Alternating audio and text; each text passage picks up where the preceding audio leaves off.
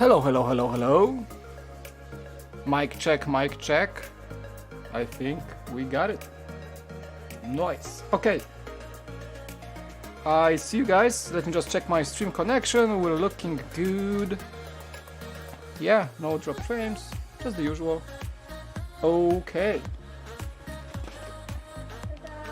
What?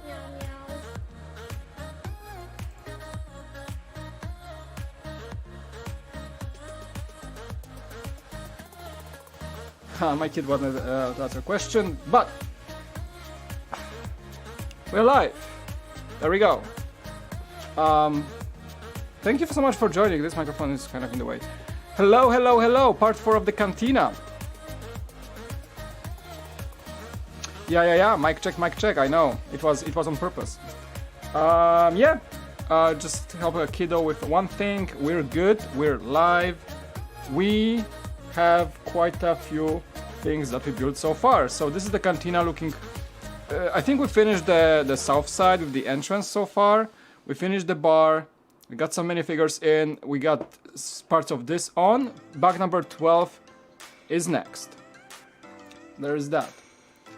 I'm gonna make some more space on my table. Here we're gonna need those bricks in a sec. But so far so good. We got lots of minifigures out. Ponda Baba was I think the last one we added. Evazan. Most of the minifigures are out at this point. I think we have about 6 or 7 bags left at this point. So welcome everyone. Thank you so much for joining. Shan Technic Bricks, Vladimir, Brick Film Ben. I got some good news. Let's share it. What are the news? Look, VJ, welcome. BFAB, how you doing, man? Nice to see you too. Yeah. People joining and hanging out. It's Saturday evening here in California, so found some time to stream. I wasn't promising that, but hey, found some time. So we're good for today. Bag 12 is next one. We have Han Solo. And just continuing with the north side of the Cantina, basically, up to the rooftops. So I think, yeah, that's what's gonna happen. Awesome. Alrighty then. Should I organize my table right now to make it the most? I think we're gonna just move the manual here so you guys can see more of it. I'm kind of like actually move the Cantina a bit away because we're working on this part basically. Yeah. Outsider, welcome. Nathan Briggs, welcome. Good to be streaming today. Thanks so much for joining. Timothy, welcome. Glad you guys have found time to hang out for a second with me here. Today we're gonna be going for 2-ish hours. I'm doing this in small chunks. Enjoying this set so far quite immensely. It's a really nice set to build. Very easy to follow. There's a lot of Tando involved, so you gotta pay attention. But it's very relaxing. I can say the building experience has been nothing short of fantastic, especially after building a lot of technique with that Osprey. So, the news from Brick Film Ben. We had a great conversation yesterday. Some fantastic donations as well, and we talked about fears of being on YouTube, motivation, loss of motivation, some other fears.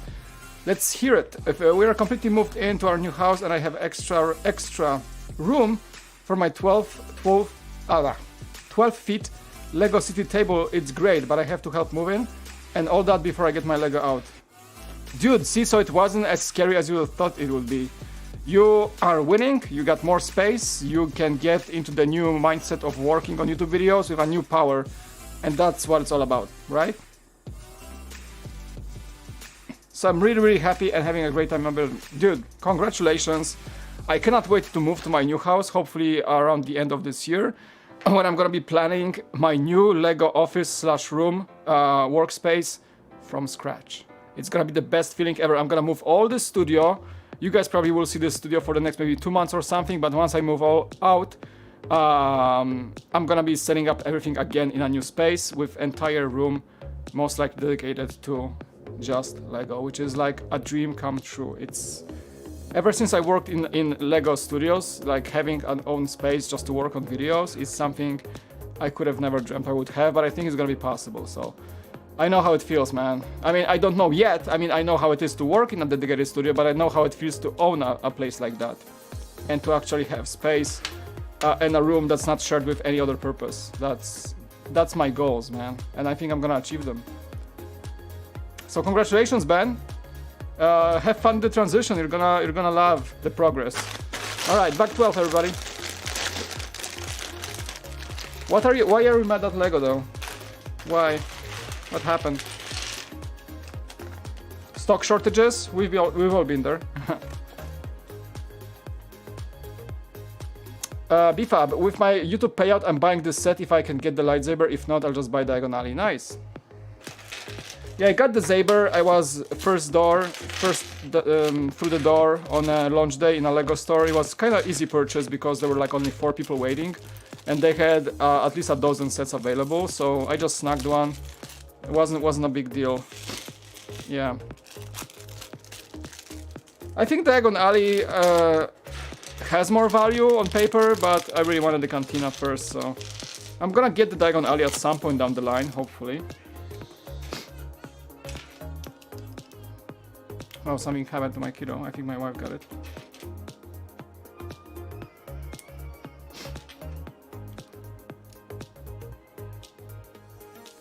I think she's okay. She's okay. I think she's okay. Usually they fight over toys, so I can hear the type of cry when they like one takes the toy and the other one doesn't want to give it away. But when there's a cry when they like hit, you know, they run around the house and they hit something, they then cry a different way. So I was like, is that the hit cry, or is that like we're fighting over toys cry again? Okay, never mind.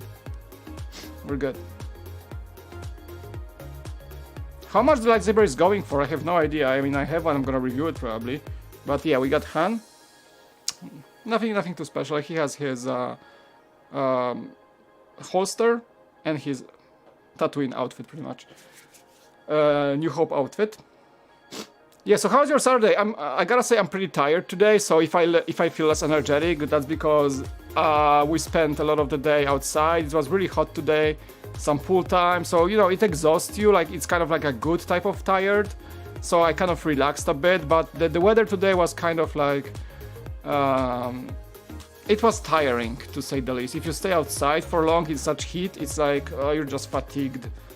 So that's how I feel. I'm not like I feel great actually, but I'm just a bit tired. But I'm looking forward to building this set every night. So I've been streaming for the past 4 nights, and it just keeps me going because I want to see it finished. And so such a nice feeling, if you know what I mean.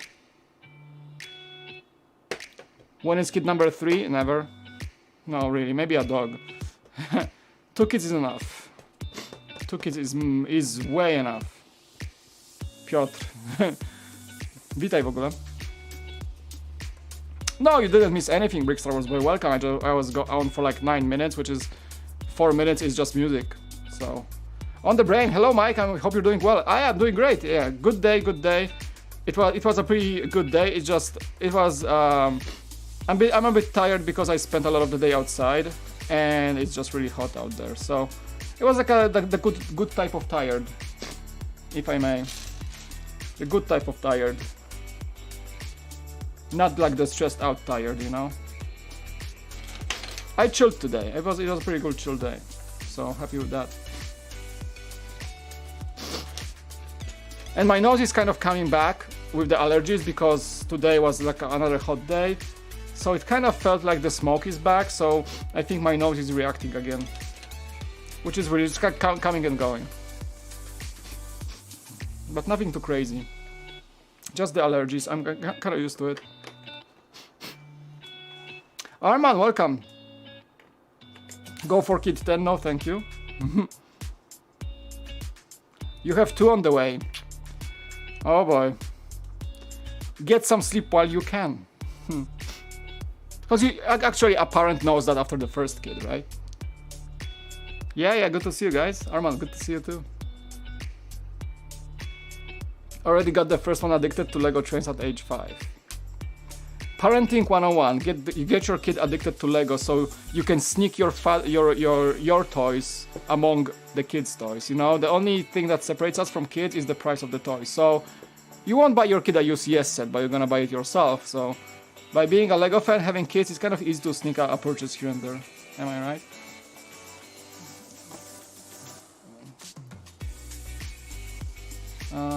Let's see, where are we? I think I got this. Okay, moving on. So yeah, just trying to chill before I call it a day today, but I hope I don't sound like too tired, but I feel like I'm like this, like I'm like this zone now, like cool dude, that's a good day, man. It's all good. I have this type of vibe today. But yesterday's stream was like fire.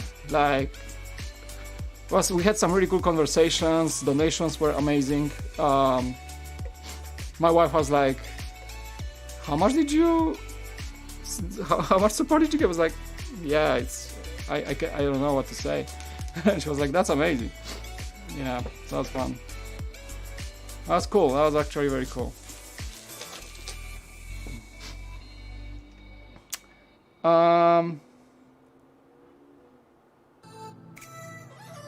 But you said you were mad at LEGO Brick Film, so why are you mad at LEGO? I already told you my day is amazing, plus I'm watching your stream with a family-sized hot Cheetos bag and a massive bottle of Mountain Dew. That doesn't sound very healthy, but hey, that's Saturday, right? We don't judge here. When I was young, you know, I could destroy a bag of Lay's chips in one sitting, like before the movie goes to first half. Not a biggie, right? But now, I feel kind of bad when I eat a full bag of chips. My wife purchased those, like, cause I love salty chips, like just classic Lay's or Pringles, or like salted nachos or like fried tortillas. So, but they're not very healthy for you, right? So technically, you're not supposed to eat them in huge quantities. So my wife found this. There's a snack, like they make like crunchy snacks from veggies. And yesterday she bought me a bag, like, cause we were watching a movie, and like, oh, I don't want to do popcorn because it's like unhealthy, but I want to do something else. So she showed me that she bought a bag of like crunchy kind of like sticks made of tomatoes and basil, and like actual like dried out tomatoes and nothing else. It's like there is no oil. They're super good. They're like much better than any chips I ever had. So I think I'm switching to those when it comes to snacks for a movie. It's like has no calories, or like little to no calories. It's just like healthy. Kind of cool, huh? So yeah, highly recommend. I don't know the company name, but it's like just like look like veggie snack, like veggie crunchies or like something like that. Veggie crunchy snacks. I don't know. Really good. Good replacement for like chips. Hey, we got a $5 from Piotr. Dzięki. Bardzo mi miło. Let's start you off with this for the night. Thank you. Piotr, dziękuję ci bardzo za piątaka. $5. Bardzo mi miło. Oh, my camera is like weird right now. Did you guys see it? Yeah, my camera is like... Let's start you off with this for the night. Thank you. Thank you so much. But I think I have a bit of a... Oh, I'm losing frames like crazy. What? Your stream experiencing issues. Okay, I may need to restart. So I'll be right back. Guys, don't go anywhere. I'm just gonna restart my software because I think it's dropping frames for some reason. Hold on one sec. Yeah, I see like it's like a bit... the movements are not... It's like it's a software issue. It's not my cameras or anything. Hold on, I'll be back.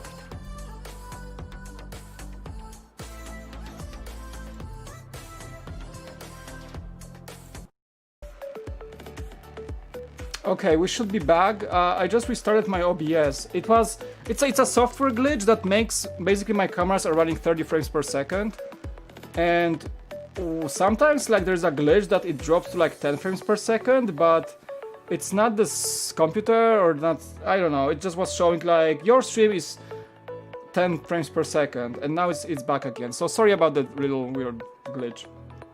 Fixed it, I guess. Now we're very healthy right now. Yeah, no drop frames.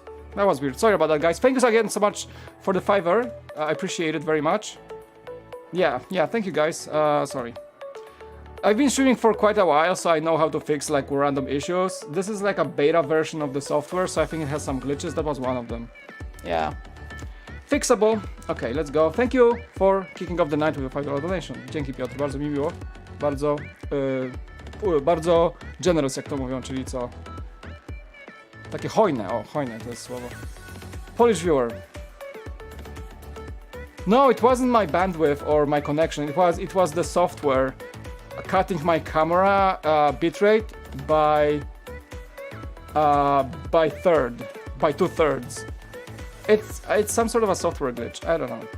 So the camera's like you know. I'm running 2 cameras at full HD, 30 frames per second. So it is some processing power. So maybe it was freaking out for a second.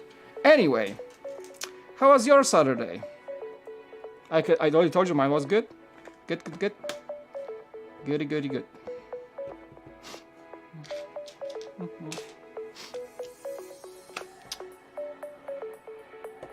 Oh, nothing happened. I just had to restart my streaming software, that's all. A wise streamer is prepared for such occurrences.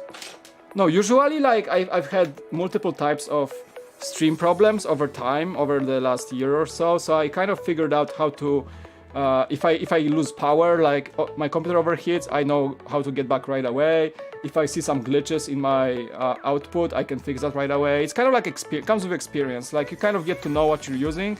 I use OBS, and you can just like prepare yourself for like unexpected like thingies that can happen. The only thing probably that can get me really out of the stream is disconnection or just cutting my internet for a second or something.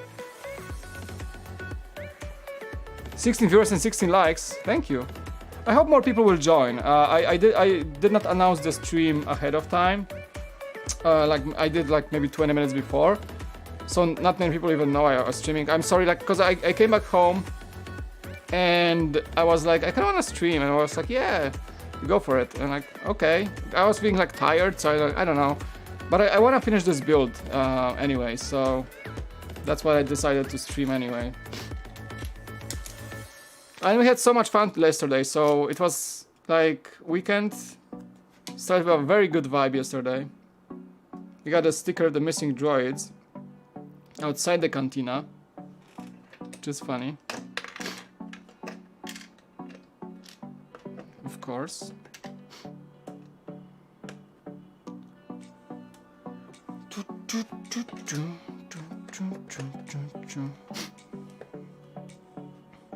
Bluebeard, welcome.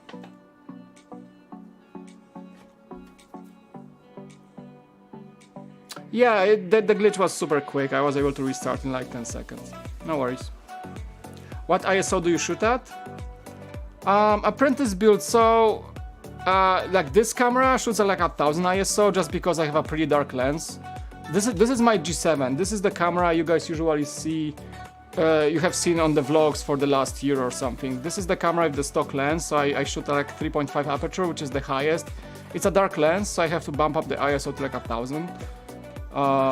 Because the camera outputs 60 frames per second, but I stream in 30, so it's much more smooth. So I have like shutter speed 125, ISO 1000, so it's not the brightest lens, so I have to bump the ISO. This camera though, that's my GH5. And I have a prime Sigma, so it's like 1.8 aperture, a very high aperture. So this ISO is only 320, and it's like still pretty bright. So I like this camera. It's a I shoot everything on it right now. All the videos you guys see is shot on the GH5. My dream camera that I finally got not that long ago. I'm super stoked to have it. It's a fantastic camera. Still learning though. Like I don't think I'm even using 20% of its possibilities. Like capabilities. It can shoot like very cinematic footage. I have like a codec that can shoot like 30 seconds of footage is like 5 gigabytes or something. And I can shoot in flat profile, and I can like make basically like feature films with this camera. But I don't know yet how. I'm just learning as I go what this camera is capable of. I've been saving for this camera for like years. And they finally dropped to a decent price, so I got a used one, and the price was like very, very good. But yeah, I think when it comes to camera equipment, it's like no matter what ISO you shoot, you kind of try to go for the lowest ISO, of course, to remove any artifacts or grain. But you want to use the best lenses possible, right? So my next, I think, upgrade will be getting this lens. I'm gonna probably go, because this is like a stock 14-42mm 3.5 5.6 Lumix stock lens. I want to get the 12-35 f 2.8. It's a very good Panasonic lens for like wide angle. I kind of want to get that one at some point. I'm sticking to my Micro Four Thirds system for now. That's all I have for now. I wanted to go like Sony with like the new cameras, but man, they're expensive and I don't think I need that crazy of a camera. The GH5 does everything I need to so far. And more, honestly.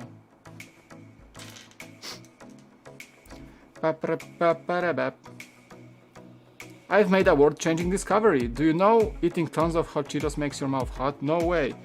I know other place it makes hot, but I don't want to say it on the stream. It just comes a few hours after you eat Cheetos. Okay. Just be careful on that one.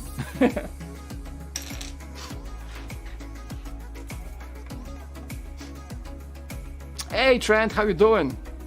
You should be sleeping. Me talking astrophysics to my 7-year-old. Oh, like me talking cameras? Yeah, I know I sound nerdy, right? It's like f2.8, like you gotta like go shutter speed 125, you gotta go like high aperture, and you gotta go low ISO, and you can use like the full pixel. Yeah, I know, like I know I sound nerdy, and funny enough, if I was looking at myself like 3 years ago, I had no idea what aperture means. It's true, like when I came to Brick, I was like, oh, so this, what is manual shooting? What is like, you know, I remember myself when I was getting into knowing things about cameras, I had no idea how to shoot manual. Like, does this camera has a good automatic mode? Because I have no idea. Like all my vlogs, I shot like I knew one mode that works on the G7, and it was basically automatic shutter speed. It's like the camera does most things for you. You just set the ISO and kind of like control the lens, and that's it. So I shot most of my vlogs on this. But as I was going through and editing more videos, I was like, oh wait, I do have manual mode. Oh, I can set shutter speed. How do you set shutter speed? Like, oh, which aperture is the best one for this and that? So as I learned, and now like this today, I sound like I know a thing or two about cameras. But if I look at myself like in the beginning when I started at Brick World, it was like magic to me. So it's funny to like hear myself talk that stuff like right now, like, oh, like aperture, you gotta go like low ISO, you know, but you're gonna go high aperture, you gotta get like yada yada yada, right, Trent? Yeah. So apologies if I sound nerdy, but I'm kind of passionate about cameras here and there. And my work right now, like I work for a company that we use like fancy cameras, and I'm like a helper shooter. So whenever the main shooter is not available, like my boss like tells me to do something, and I have to know exactly what to do, like white balance and everything, because nobody who is shooting in our company, I'm the editor, but I'm also capable of running cameras, and I'm responsible for most live streams for the company. So I had to basically teach myself how to operate like a $2,000 camera. We use like Sony A7s. And we have fantastic lenses for those. So I was like, okay, throw me at that deep water. I'm gonna learn that stuff. I love that stuff. And yeah, that's what I became like more proficient with cameras overall. And it's good, like I think when I'm an editor, right? So when you work with footage, and you should kind of know how this footage was captured. Because as an editor, you have to know like which settings were used, what shutter speed and all this stuff to like know what to avoid in the edit, for example, like rolling shutter or things like that. So it's good to have that skill, even if you're only an editor. Honestly, like I'm glad that I do have the skill of using a camera, because at least when I shoot, I know what I want in the edit for it to look like. So it's an important skill to have, to understand the craft on the other side of things before editing. Like pre-production is important, right? Yeah. Yeah, absolutely. I've never once used anything to film other than an iPhone 6 and a real old Android. Yeah, like once you go, like yeah, phone cameras of course are not comparable. Like even right now, it's not many phones have like manual shooting mode. You have to download the app here and there to actually get some manual settings of your your phone usually has a fixed aperture and some selected shutter speeds that you don't even know about because the phone selects them for you. There is no information on the screen what the camera is actually doing. Just like point camera, like point and shoot, right? That's what the term is, point and shoot.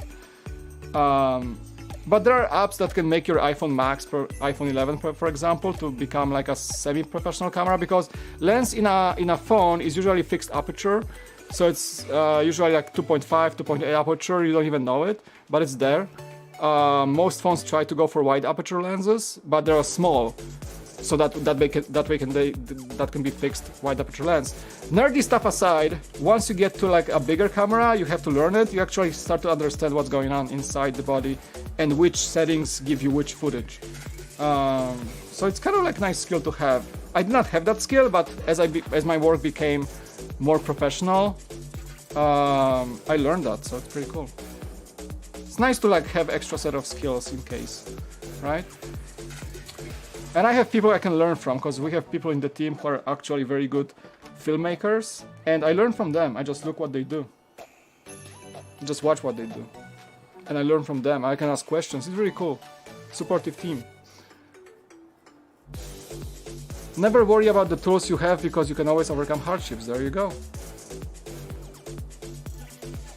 A poor craftsman brings the tools. Yeah, absolutely. I mean, you can totally shoot a fantastic video with your phone camera.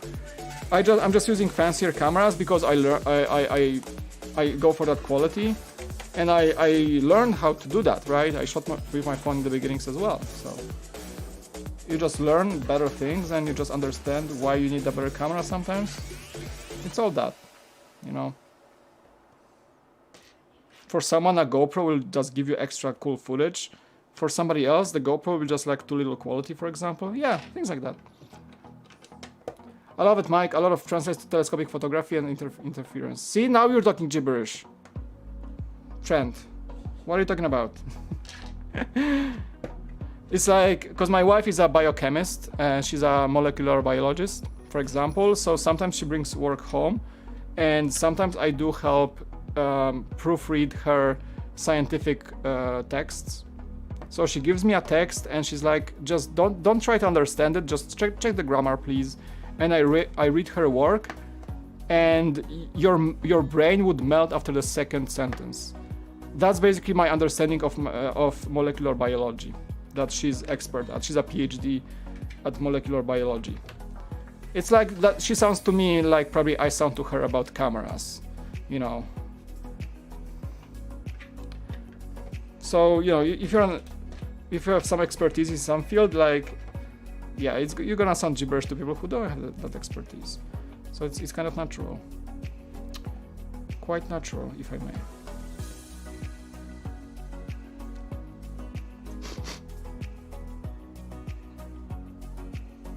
Okay.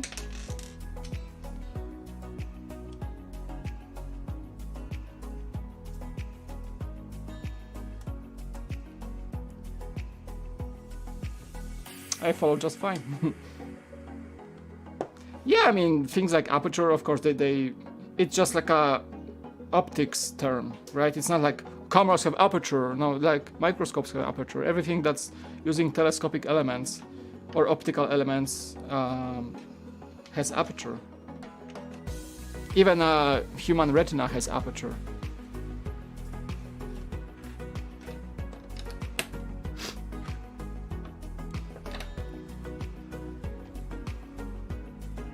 Mike, what would you say if I said you're the best? Oh, stop it.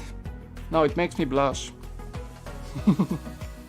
I don't know, I take compliments very... I don't know, like, I feel like I don't deserve the compliments. It makes me feel like a bit awkward if people say, you're the best, you're the best. I'm not mocking, you know this.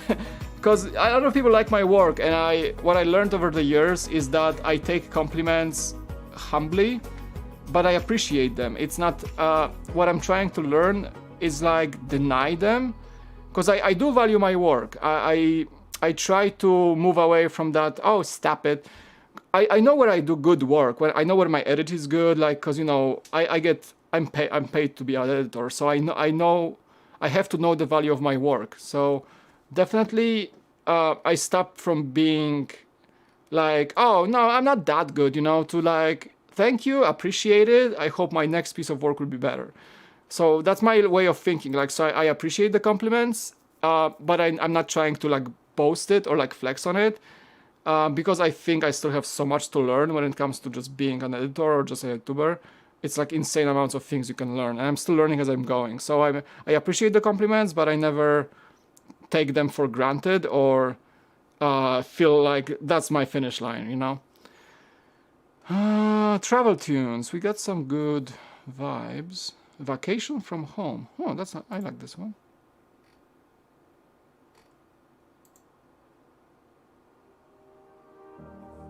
We have a marathon of testing new playlists. So that's what you guys see is I'm trying to play completely new music as I go. My happiness, Reagan, brrr, become happy. Mike, the Adidas shoes are really cool. I like them in my opinion because they might be the only LEGO shoes that ever gets made. Good point. And being an AFO, it's really cool for collectors out there. Yeah, I agree. I mentioned today in the new stream on Beyond the Brick that the shoes, I don't like the shoes, but again, I can see the appeal. It's just something that doesn't really connect with me for some reason, even as an AFO. But yeah, I think that the votes are like divided. People love their shoes or kind of like don't like them. Not hate them. I don't hate them. I just think they're like overhyped. I was expecting something more maybe, but at the same time, I'm not a sneaker person. Like, I don't use like any designer shoes, I don't collect sneakers, and even as a Lego item, kind of, it doesn't that much appeal to me. So, you know, I'm kind of like very, very reserved on those shoes. But I see your point. Like, I think they might be cool for people who just enjoy the look. I just don't like how they look. That's all it is. It's a very subjective opinion. They just like feel too generic for me for some reason. But I think that's the style of that line of the Adidas. I think that's what it is. Just the style doesn't appeal to me, those ZX shoes. They look very 80s, but I don't like that look that very much. So, you know. A lot of people will love them, I would say. That's a given. My wife is a PhD electrochemist, so I completely understand she is currently a lab director and working with COVID as well. Hello. COVID. You guys, I think they say COVID in the chat. We really need to sit down and sometimes fully catch up, and yes, you deserve the compliments. Ah, thanks, Trent. Oh. You guys are making me blush. Not really.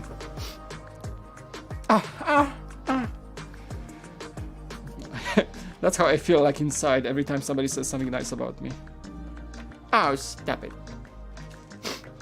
No, really, I do appreciate it. Like, it is, jokes aside, I do appreciate that you guys value my work. This is, I think, the moment where I start to really consider running the cool factor as sort of like a very serious thing for me, which is, it's always been like a hobby, and I want to keep it kind of that way because I don't want to feel like I have to run the cool factor. I just want to run the cool factor, right? So I think I'm at the point with myself when I feel like it's really nice to run the channel, and I take it seriously in the way that I dedicate my time to it. I just don't push videos just for the sake of it. When I make a video, I'm sure that I want to make this video, and there is something worthwhile in this video for you. I just don't have to, oh my god, I gotta push the video by this Friday, or else, no, not really. That's the mindset I'm trying to get rid of. Because I was that, like, if I upload 4 days a week, I will become successful. Yeah and no, but what if you upload 4 days a week for a year and then you burn out completely? Instead of you upload 3 days a week this time, and then 4 days next time, and then skip a week to take a break, and then, you know, that means that in that way you're probably gonna run healthy for the next 5 years. But if you just do the video every single day of the week, you're probably gonna burn out very fast. So I'm trying to go to the much healthier style of running this channel, which is nice. I like this approach. It makes me more productive and creative, actually. So there's that. I like this track. I know this one. Okay.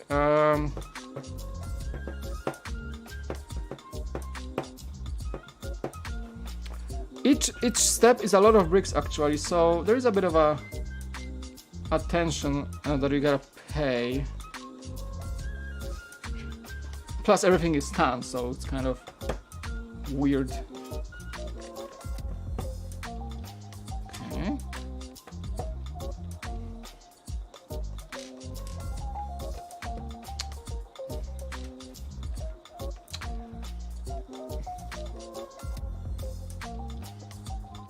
Why would I put Mario on the dewback? Because you guys wanted it! Partial Studios told me to do it yesterday and he stays here. Come on! I'm gonna show you something. I did not post it yet, but this goes to my Instagram. I gotta download it first, hold on. Did it already? Because I take photos on my camera and I upload it to my Google Photos. Oh. I took this picture. I think I'm gonna post it tomorrow morning on Instagram. What is loading? There's nothing to load. I don't know. Okay.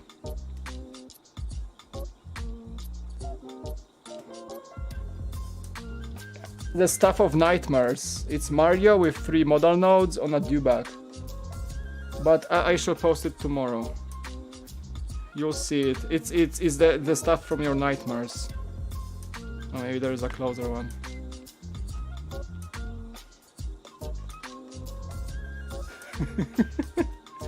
So yeah, that's going on my Instagram. You got a sneak peek of the things I've been trying to do after yesterday's stream, just having fun with that. Because I love the idea, honestly. It just fits. It's actually exactly 4 studs. Mario is 4 studs. I mean, come on. It just doesn't stick very well. Like, his legs, because of the sensor, are not fully in, so it's easy to like knock him off. Yeah. Hello. Okay. It's the best place for him. Think it's about time for me to go. I dislike literally every single piece of the LEGO clothing besides the jacket. I like the hoodie kind of, but everything else, it's too expensive too. But it's Levi's, right? Hoppity Hoppity Happenings is your new property.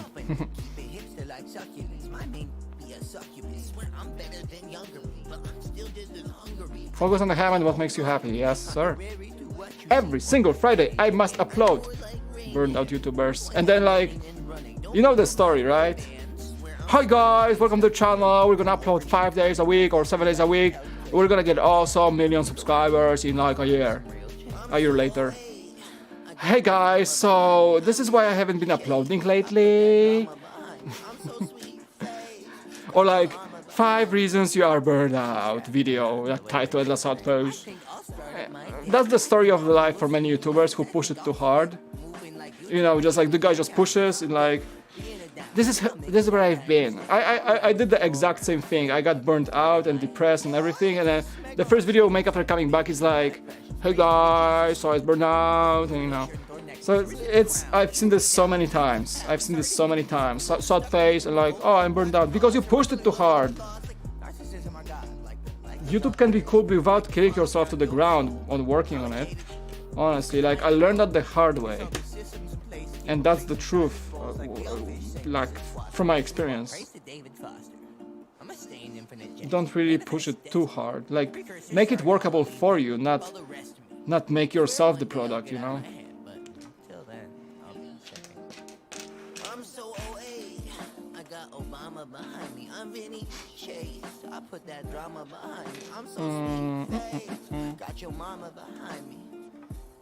Where is my...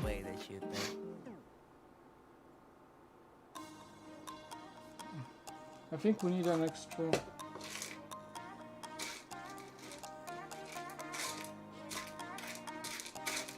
I'm missing a piece and I don't know where it went.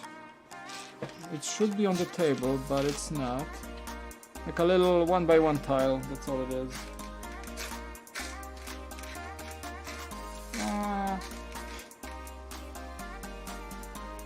Where's the clear one? I gotta find a clear dark tile. Is it somewhere? Did I see it? No. Maybe it's in the bag. I think I moved everything from those bags.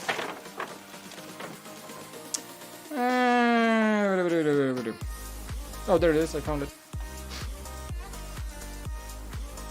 This way. I always try to check which way is the correct way. Do it! Their careers. I'm not roasting them, I'm just saying that a lot of YouTubers are really good YouTubers, but I think they're pushing too hard. We're all humans. Honestly, we're all human, and everybody push too hard will burn out. So you gotta find that balance in some way or another. Hello, Partial Studios, we've just been talking about you. Because you are behind this thing. The hoodie is cool, yeah. Roast them! Nah. Hello, Gabriel. Do what must be done. Yeah. No, don't you guys feel like a lot of YouTubers are pretty good? But yes, everybody needs a break. Like, look at Casey Neistat. He just started uploading again. He moved to California. He's living in LA right now. He was in New York, and he did like a long break to rediscover himself. So even him, like the powerhouse of productivity, the guy that invented the vlog genre pretty much in a way it is right now. He also got burned out, I believe. Like, he just didn't say it. He just needed a change. I'm so happy that he's coming back with new style, kind of new power to vlogging. I will follow Casey everywhere he goes, because if it wasn't for him, I wouldn't even know what YouTube really is from the creator standpoint. Like, he inspired me to become a YouTuber, and when the opportunity was able to present myself to me through Brickvolt, I took it, and Casey was kind of like all along when it comes to my style, the way I was motivated to make videos. He was like really prominent creator that I was always looking up to when it comes to just like how he works as a YouTuber, how his style is evolving. It was, you know, a very good long-term inspiration. So I'm so happy that he's back vlogging right now. He's done like 5 or 6 vlogs, like weekly, like daily. It feels like those are like much shorter vlogs, about 5 minutes each. And he has like a sort of a new style, so that's pretty awesome to see it. Good stuff, good stuff. And I'm even motivated more thanks to him, kind of when he's back. I want to make more videos, right? That's how it works. When your favorite YouTuber comes back. It's my child. Hey, Brickfilm, no worries. People come and go, like it's open bar here at the Cool Factor. You don't have to like, excuse me, can I leave the stream, sir? No, it's not a classroom. I love how like people come and join and like I'm still like, you still live? That's amazing. I've been sleeping for 5 hours and you're still up. I had people like some streams I've been doing so long that people would go to sleep and come back and I would be still streaming. That must feel weird.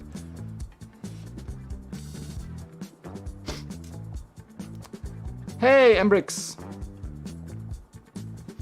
You make your own rules. If your audience enjoys your content, they won't care when you upload. Exactly, that's the truth that I learned. The first important thing for a creator is to like be happy with themselves first, and then the audience actually. Because if the creator doesn't know how to keep going, there won't be any content, right? So it's important to understand that creator kind of like has to put himself or herself first, make the content and stick to it, and in hopes that the audience will enjoy it. So you're on your boss, right? So I think people are pushed too hard sometimes to create the content their audience like pushes them to do. Sometimes I've seen a lot of ideas from you guys about videos I could make, but I turn a few of them down just because I don't feel like I would be happy doing that type of content you guys suggest sometimes. So I stay true to myself, what I really want to do, the way I want to do things. So I think it's a very important thing to understand. Like, don't get your audience, take your control of your channel. That is something that a lot of YouTubers are, you know, kind of leaning towards too. So possibly ask people too much what they want to see on the channel, and in the end make the content that they are forced to do instead of make the content that they want to do. You know what I'm saying? Do you think LEGO is focusing too much on original trilogy and not enough on prequels, Clone Wars? Yeah, that's a valid point actually. Kind of yes, kinda yes. I think Clone Wars has still like so much content left out that wasn't made into LEGO. I think, yeah. Because LEGO is like still living in the past, kind of. I mean, the past. Like a lot of adult fans of LEGO are still more into OG trilogy than the Clone Wars. So definitely LEGO is catering to that demographic of older Star Wars fans who like, I watched the first movie in the theater, The New Hope, back in 1977. So LEGO is still catering to kind of that audience, but I think as time goes by, Clone Wars becomes already like a very legendary series anyway, and just the time in Star Wars lore of Clone Wars is pretty legendary anyway. So it's gonna just grow in popularity as like the current fans of Clone Wars become older, you know. This show kind of, like the show and the whole lore, came out in a much younger generation of the OG Star Wars. So I think as the time goes by and the current LEGO fan base that's into Clone Wars will grow older, that's gonna shift focus from LEGO towards that audience as they become older and more prominent to buy bigger sets and things like that. You know, there's a business side behind it, I believe. So I think we will see more shift from LEGO to move towards Clone Wars. Things like the 5-hour first battle pack are the first signs of LEGO taking this very seriously. And they do take fan feedback a lot. So basically the pack happened because of the community, right? So yeah, I think it's gonna shift. There's only so much stuff you can do from the OG trilogy, and they're gonna run out eventually, so they're gonna have to go prequels and Clone Wars. That's just I think, the natural order of things. It's just gonna take a few years for that transition to happen. And it's gonna be a point like, you're gonna be like, another ARC 170, another ATTE? Come on! How many AT-RTs do we have already? Another turbo clone tank? That's like the 5th AAT this year, LEGO. What's up with that? LEGO 2026. You know, you guys gonna miss the X-Wings and TIE Fighters. You'll see. Night Mike, gotta be at work in 7 hours, so enjoy the rest of the stream, and you and all just keep building. Trent, thank you so much for joining for every single stream so far, and thank you once more for the amazing support with total donations of $250 I think you sent my way over the stream, so I do appreciate it. Thank you. You're always in my heart, dude. And yes, we gotta catch up, by the way. We gotta catch up with all the things that have been happening, yeah. Much love, dude. Much love. And have a good night. Sleep well, my friend. Oh, we got Greedo and we're building the Ubrikian 9000 pod. Nice. So that's the second vehicle in this set. Yeah, I'm saying like, yeah, it's still like new ATE right now, but like I'm talking in the future, like you got like the year is 2027. LEGO released the 5th AAT in 5 months. All I'm saying, like, I think in the future LEGO will shift a lot to the Clone Wars, and you're gonna just hate it as much as you hate another X-Wing every year, you know. Greedo, there we go. You got your spot on Mario right there. Very nice. I like the color. I like the color contrast right now.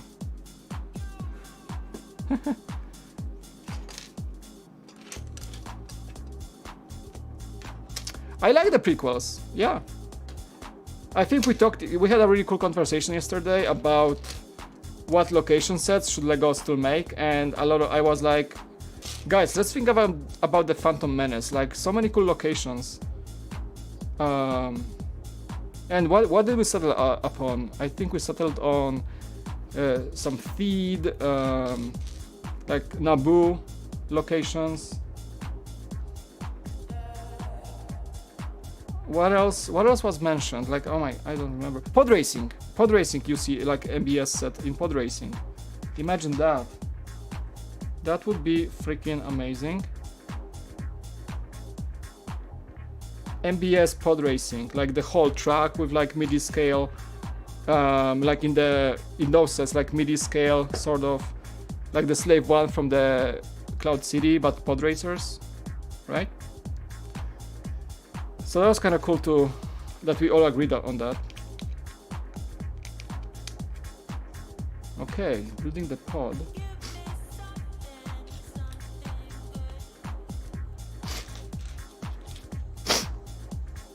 I want a new Jango Fett Slave 1.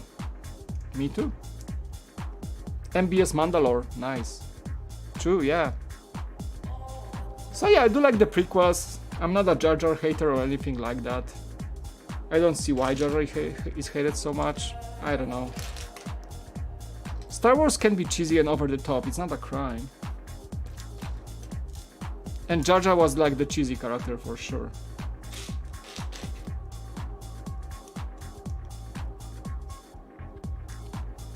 What old school prequel set needs a remake? You know which one? The MTT. Because I think we had like 1 or 2 MTTs and both of them were kind of mediocre in structure and in looks, so kind of like would be cool to have like a UCS MTT. I think it would be pretty amazing. Nah, not much. Just a $500 donation. That's all you missed.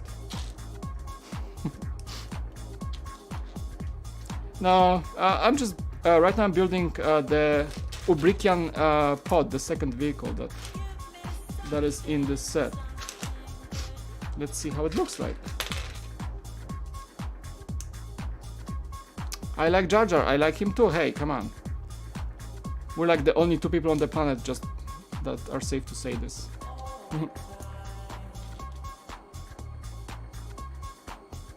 Discord, and I don't know, like I enjoyed this set like alone, kind of. I don't know how to explain this, but I do some streams when I do Discord, but no, not today. Those are my, because I had pretty stressful weeks lately, so I kind of like try to get those streams in a shorter form and just me, myself, and you. But yeah, we're gonna do some Discord streams in the future for sure. Usually some nice conversations going, but I do enjoy these streams now because I can interact with the chat a lot. When you're on Discord, you don't talk to the chat a lot, honestly, that's the truth.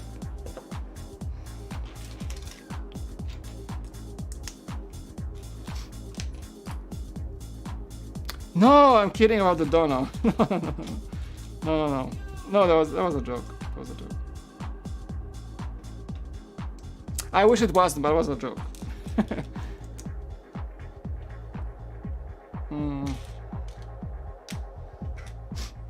I think Solid Brick Studios, didn't he get like a $500 dono for shaving his head or something on one stream? That was kind of insane. Remember that? I think it was Ninjago. No. Cause he had the Ninjago City stream when he got like $1,000 in donos through the stream because he was doing like a 10-hour stream. That's amazing. But I think he had a stream when he got like a $500 in a single dono for shaving to shave his head or something. I think, but I'm not sure which one was it. Which stream was it? That's kind of insane. Just looking at my software if it's still working. Yeah, it's working normally. I don't know what the glitch was. Anyway.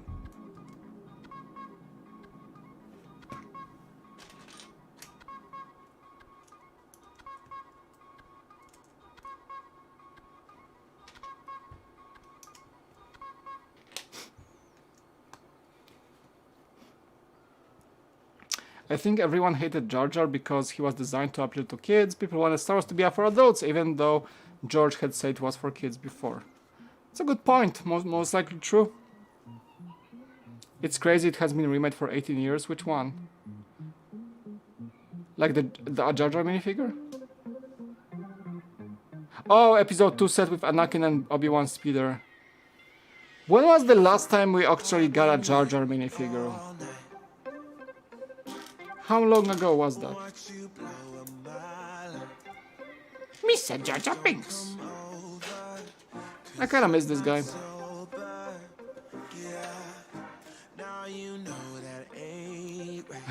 Mike, I wish I wasn't kidding about I don't know me, Pulse Wallet. Oh boy, here we go.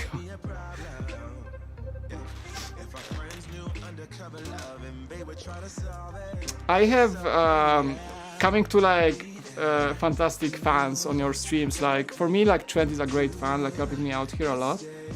But like other streamers I watch, there's this streamer Winter Gaming, and he has this like amazing fan that helps a lot with his channel. He does those Angry Coach sessions when like people pay him, and he like reviews their StarCraft 2 gameplay from replays.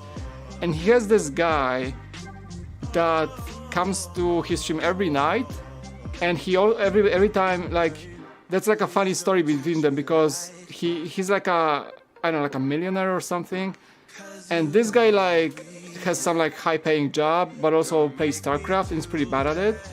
So kind of like pays this streamer Winter to teach him how to play StarCraft. So Winter got so tired of teaching him, and like he's not improving from his lessons, that every time he starts the stream, like, okay, today we're doing $25 for a coaching session for your replay. Oh, and this guy, he pays 100. And this guy, every time he comes and pays the 100 and gets coached, and on top of that he donates like, I don't know, 20 subscriptions to the chat, and he spends like $200 or more every night. Like, he sounds like a millionaire or something, and this guy's like, thanks. So that's kind of like fun story how people can support streamers of their choice. Like, it's like paying for entertainment almost. But yeah, very, very much so. Like, I like smaller streamers because like they're very appreciative of the support they're given. And I think that's like, if people like your content enough to really support you, that's something that is a great achievement, that you can actually, you know, be kind of reimbursed for your work. Okay.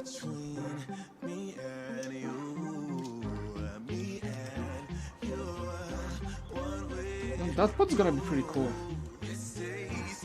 A lot of stickers though. Okay, 2 times that. Am I a Harry Potter fan? Yes.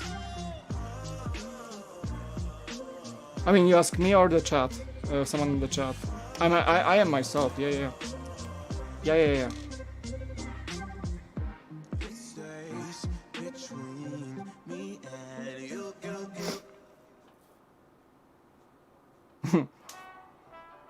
I think YouTube hides that message because it's too long and kind of like spammy, so yeah, I don't think it goes through.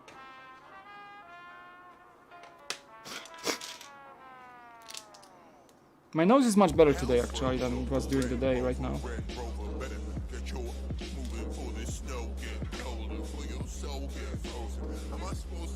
That is a weird song, I'm gonna skip this one. This one's nice song. No worries.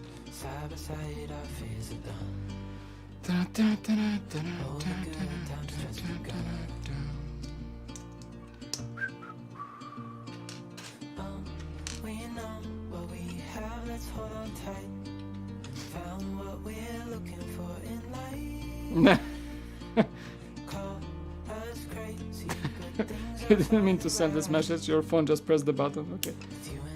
I know it happens.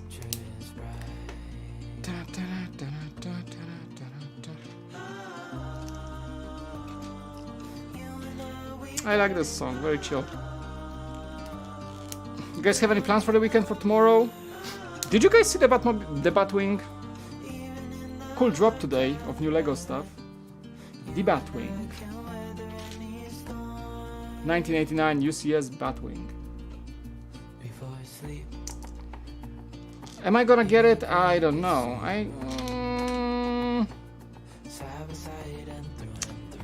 I don't know. It's not my priority for sure. I like the Batmobile better, I think, honestly. That's how I feel about it. I think the Batmobile is better set overall. The Batwing is cool, but I don't know why. It's supposed to be like very, very cool of a thing, but it doesn't feel as cool as the Batmobile. Now I'm saying like it just feels weird.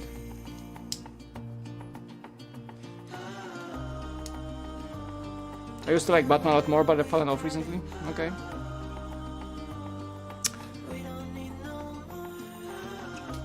Mike, once your channel blows up, you're gonna ditch your community and move into a YouTuber mansion. Yeah, I already bought one. Made of Lego. No, not really. Like, what, you think if I become a millionaire, I'm gonna like buy a mansion in LA and just like flex all the time? Are you accusing me of this type of behavior? I don't know. Honestly, I have no idea how I would behave if my channel like become widely successful, or I don't know, if I won like $1 million or something. I have no idea how I would behave. I would be very humble probably about it. I don't know, I don't like the bragging and everything. Or I think like if I was able to grow this channel to like a sizable you know, coverage, or just my audience grew a lot over time, I think I would just keep going as being me, because I only believe in hard work. You can be lucky here and there, you know, get a lot of subscribers from this and that, make some money here and there. But all in all, I think if you wanna like be safe than sorry, usually your hard work is what provides the most results, not some random luck. Of course, if lucky things and opportunities open up, the more the better, right? But in the end, your growth should be connected to your dedication, your work. I mean, I don't have much to start with, but I'm growing this all by myself, and I hope it's gonna get to places someday. You know, things will just become bigger. That's what I'm not giving up. So I know like things can be slow here and there, like this month can be better than that month. But all in all, it's all about just keeping going, right?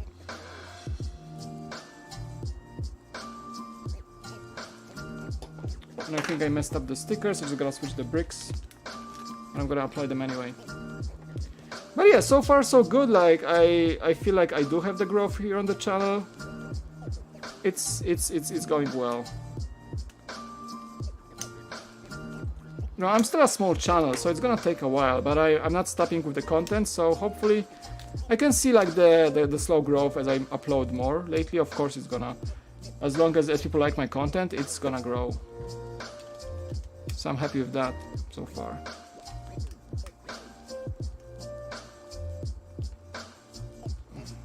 Okay, so what's the stick here? Actually, is it?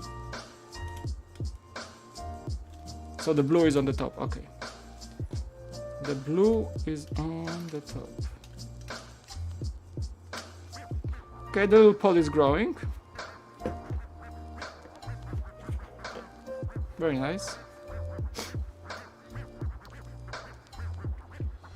Yeah, I like how small creators are close to their communities, and I feel like I have such a pleasure in reading the comments and actually seeing how you guys respond to my videos. If I'm gonna be like at, you know, 20,000 subs, 50,000 subs, 100,000 subs, I'm still gonna take the time to read through the comments, respond when I can, things like that. Maybe if more comments come by, I will be forced to skip some of that, but I do like the connection on a personal level. And I don't think if you're dedicated to it, I don't think that's something that goes away as you grow. I think I'm still gonna be very cool, very happy, and very cool with responding to as many like messages or like words of appreciation I can find. You know, it's just like, it's not how big you are. I think I just take a lot of pleasure from doing that. Just being connected with you guys. Just feels good, you know?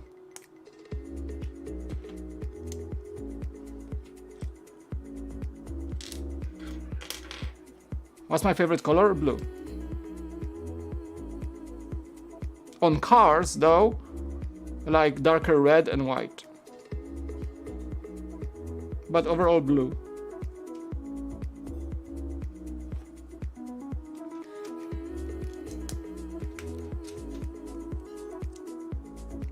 Brickstar was really stealing my questions.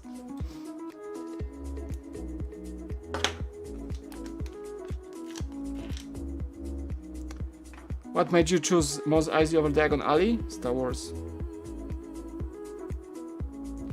And also the fact that I think I'm gonna be able to build Diagon Alley with my friend Sokar Bricks, because he kind of invited me to build to help him build it on a live stream. So I think we're gonna arrange it and do it together. So I'm gonna have like I'm gonna be able to check out the Diagon Alley before I can purchase it. So I think that was like the decision. Just hang out with the set first and then maybe buy it.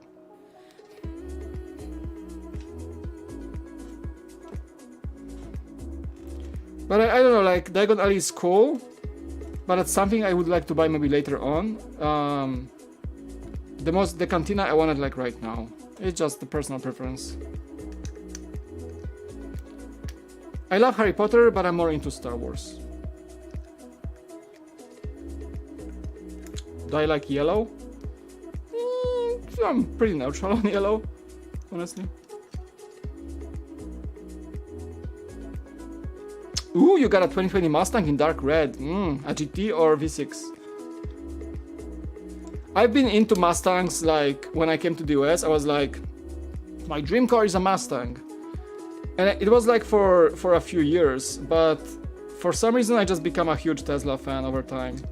And now I really want a Tesla, but Mustangs, still I like Mustangs, but I don't like dream about buying one now. A lot of changed. A lot of my understanding of what I want in a car changed over time. I think it mostly comes to the economy of the car. I just feel that Mustang is very gas guzzling. Because I had a V6 car before, I had an Infiniti G35, and it was like, it was just expensive car to maintain. But now I like a Tesla guy.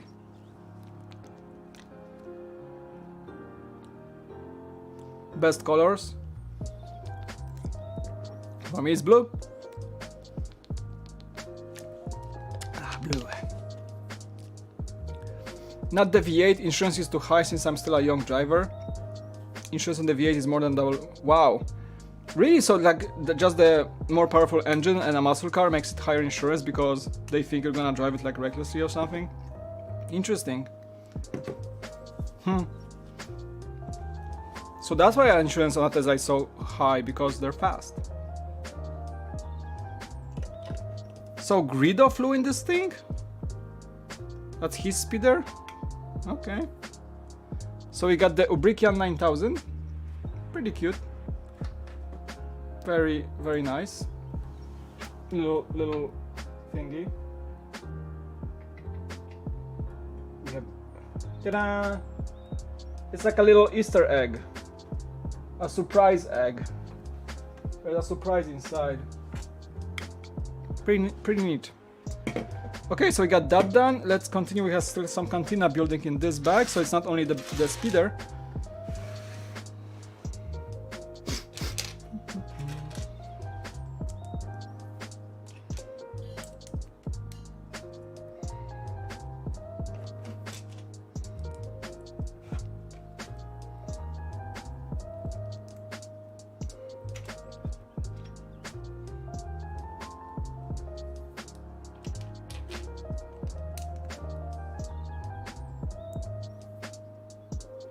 Do we see this thing on the screen? Yes, it's actually, look at go to the New Hope, and this thing is parked right next to the cantina as Luke and Obi-Wan enter the cantina and when they have to leave the droids outside. This thing is like on the right side of the shot, just parked next to the cantina. Yeah, so that's why it's here, because it was in previous sets as well. The last set from 2018 had this as well.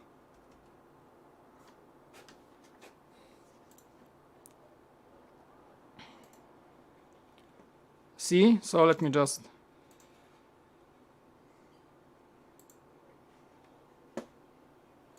shrink. See? As they walk in, there's the dewback, a Banthai thing, and this thing was parked right... Oh, I think my music finished. This thing was parked right next to the end. There's the entrance, saying Cantina in Arabash. Jawas hangout, and this thing was parked. So there's that. Okay, new playlist. That was cool. Vacation from home. Street food.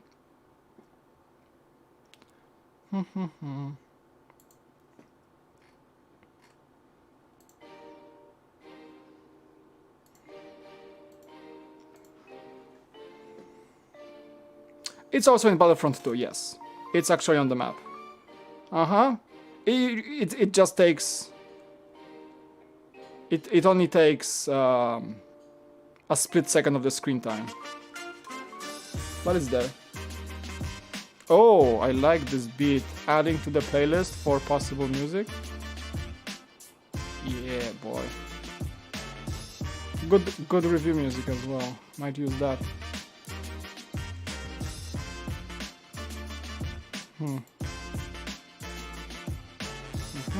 Yeah. I like those funky beats, you know? There's something about it.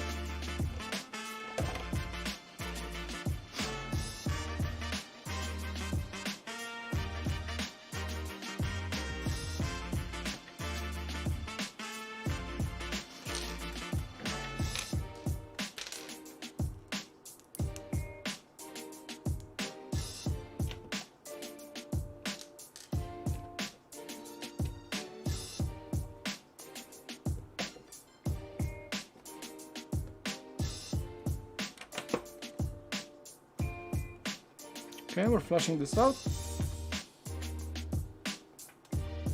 Very nice. I know, it's like, I don't know, I don't even... I saw that on the screen, I remember that, what is this thing? I didn't even know it was a speeder. I thought it was some sort of like a, I don't know, a Banta fodder tank, or... It looks so weird. It's basically a 4-way speeder. It has thrusters, I think, and it has a repulsor lift engine, so it floats like a speeder should. It's like a messenger speeder, sort of like a diplomatic speeder. I think, according to this, said Greedo was using it, but I have no idea. You can probably look it up on Wikipedia who it was belonging to. Maybe it was actually Greedo. It's like a diplomatic kind of like mini luxurious speeder, I think. I don't know. Yeah, it hovers because it has some clear brick under, so I think it just hovers. I don't know. Repulsor lift is the engine in Star Wars.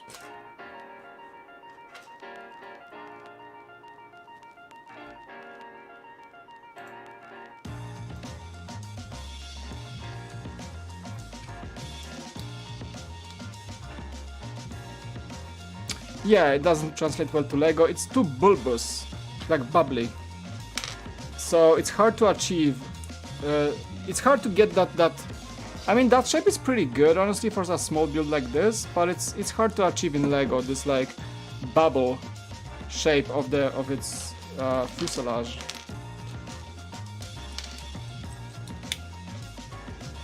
Lego should just make like a single mold of it, it's like super exclusive or something.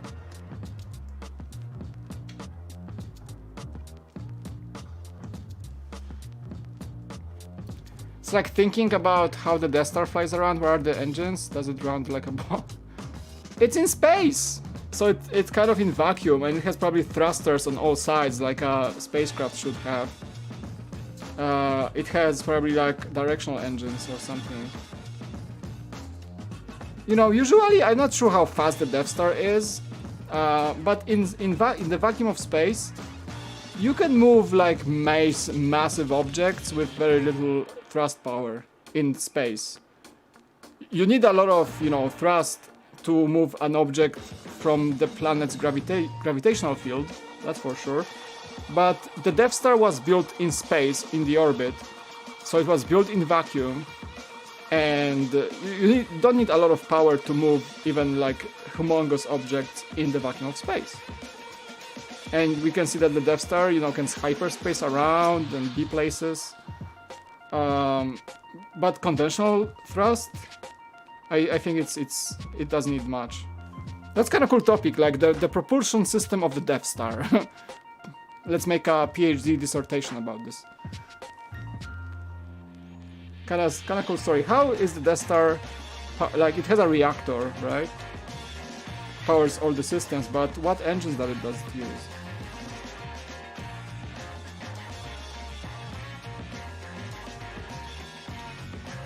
And once you move something in the vacuum of space, it has inertia. So to slow it down, you have to apply counter thrust. It won't stop until you tell it to stop it with counter thrust to cancel out the thrust, right? Unless it's gonna go forever in the vacuum of space. Unless some planet captures it in its gravitational field. Somebody calling me? No.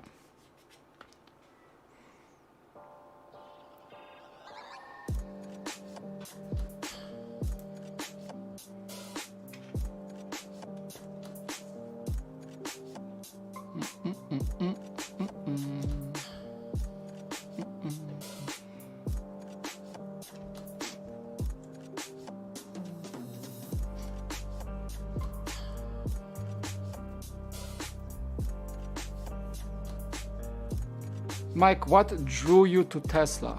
What are your thoughts on Tesla design and styling other cars? Personally, does not appeal to me. It's an excellent question, actually. I think it happened over time. I got like indoctrinated by Elon Musk over time, but overall, I loved the way they looked from the very beginning when they shown the. I was a big fan of what Musk is doing for years. So SpaceX, everything he was doing, he was like kind of like a very interesting persona to just see what he's doing. And Model S, I did not like the Model S very much the way it looked in the beginning. Then the Model X was pretty awesome when it comes to that, like wing doors. But when they announced the Model 3, I don't know, the Model 3 first I saw it when they announced it, I thought it was a beautiful car. I just loved it from the very first sight, like love from first sight. I think Model 3 is a beautiful car. And now Model Y is even prettier. So first, I like the looks from I can explain just like love from first sight, I guess. I just love the way that it looks. And over time, my priorities, because here's the, like actually I think I can tell why I'm into Teslas right now. When I moved to the US, I was able to buy a fancier car than I used to drive. I used to drive a Honda Civic, and I bought myself an Infiniti G35 V6 because I wanted a powerful car, because the gas is cheap in the US, and I could drive a V6 and have like 300 horsepower. And I was able to afford it, so I got it, and it was a super good car, and so on. But over time, as you drive more and more, and your priorities become like space for the kids, economy of the car, ease of use. Like when I was driving the Infiniti, I was dreaming still about a Mustang, but I never purchased a Mustang because the car seats don't fit in the back. With two kids, it's much less practical. It's just a cool car, but for a single man, but not for the family, right? So Mustang was not a reasonable purchase for my family ever. So as I kind of agreed with that I will not own a Mustang because there is no, I don't have an extra income to buy myself a second car just for the fun of it. So over time, this dream of having a Mustang like kind of faded away as I was having my Infiniti and so on. And like while using a V6 engine on the Infiniti, I was like, I could use some extra gas mileage and so on. And Teslas were becoming better and better. I was following what Musk is doing, I was following what Tesla is doing, and I still love the looks of the Model 3. And I have a Tesla dealership next to me, so I got indoctrinated by checking out the Teslas close by. I made a few vlogs about Teslas, and then I test drove the Model S for the first time. And once you test drive, for me, the test drive was like eye-opening experience. It's like a Tesla is a car that the driving experience is second to none, and you cannot compare it to any other gas car. That's it, like it sold me like completely, like 100%. Driving the Tesla Model S for the first time was like mind-blowing experience. They're so good, they're just that good. Like you have to try it to really tell the difference. Have you ever driven a Tesla? If not, like, yeah, you should try one and then see if you still hate it or like just don't like it. But then a few years later, I rented a Model 3 for a day, just like as my little, I don't know, birthday gift. So I took that Model 3 from Turo and I made a road trip to the LA and back, and I loved every single second of it. Driving a Tesla for a guy with like kids and that drives, I commute a lot. I've been driving my many years, and I think I'm just getting to the point where I need a car that drives. That the experience, because I spent that much time in the car, the experience has to be pristine. And no other car that I ever tested in my life offers that driving experience better than Tesla. So you never drove one? Okay, you should try it. It's I don't know how to explain it. It's nothing like you ever driven before. It's just so weird, like the instantaneous acceleration, the responsiveness, the handling, the quietness, the pure power you have without any delay. There is no torque on a Tesla, it just goes. You know, it's like, people keep saying that, but you gotta try it to really believe it. It's like, you would call it like BS before you try one. Like, I'm not even joking. Like, I was like, that's, how is that possible? Like, all these like YouTubers just doing weird faces when doing like a Tesla full acceleration mode. Like, that sounds like exaggerated. Not until I got like behind the Model X performance and got like 1 to 100 in 3.5 seconds. In like instant acceleration. It's just like you feel the G-force pulling you into your seat. That's how fast Teslas are. So it feels like, and on top of the things you ask, how does it feel to get behind the wheel of a Tesla? It feels solid. The only thing I do not like about Tesla Model 3 is, yeah, it does feel slightly cheap inside. Not only because like the layout is fantastic. I love the minimalism, just the screen, the beautiful, like the windshield is massive, so it's great. But the finish of the screen is great, the finish of the steering wheel is great, the finish of the dashboard vents is great, but the finish of the middle console and the door handles feels a bit cheap. Even for I have a Mazda 3, and my Mazda 3 is better finished than a Tesla, I think. So that's only grief I would have. They feel slightly cheap, but the way you sit in a Tesla is a bit sporty. It's really good feeling for the driver. And like once you drive it and like you feel how responsive and how good the handling is, and how you can instantly like accelerate, and the brakes are great, and there's a lot of good things about the driving experience that do not compare to any other car. I don't know, there's like, I can talk for hours about this, but you gotta try one, honestly, there is no other way. If you can rent a Tesla for like, even go a test drive, but the best is to like rent for a day from Turo from someone, just like I did. You will like be able to just appreciate the car without some like salesman behind you like telling you how cool it is. So yeah, if you didn't try one, it's hard to explain.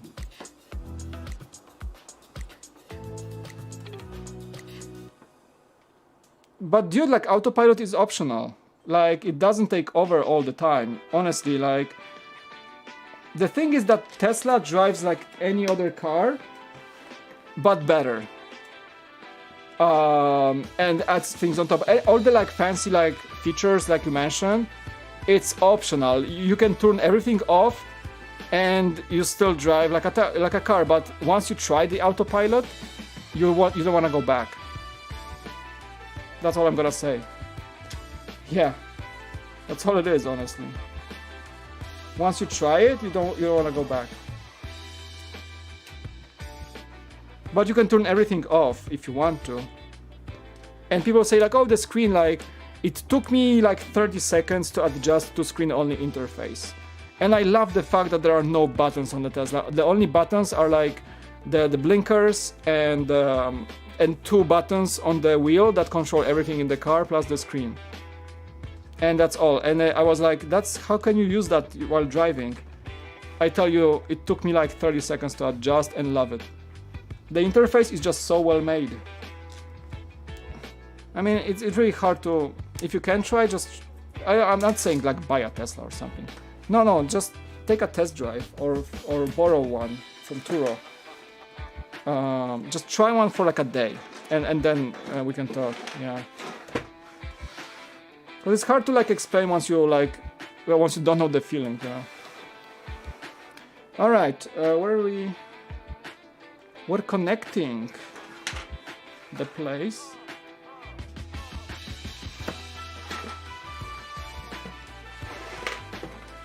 Nice, so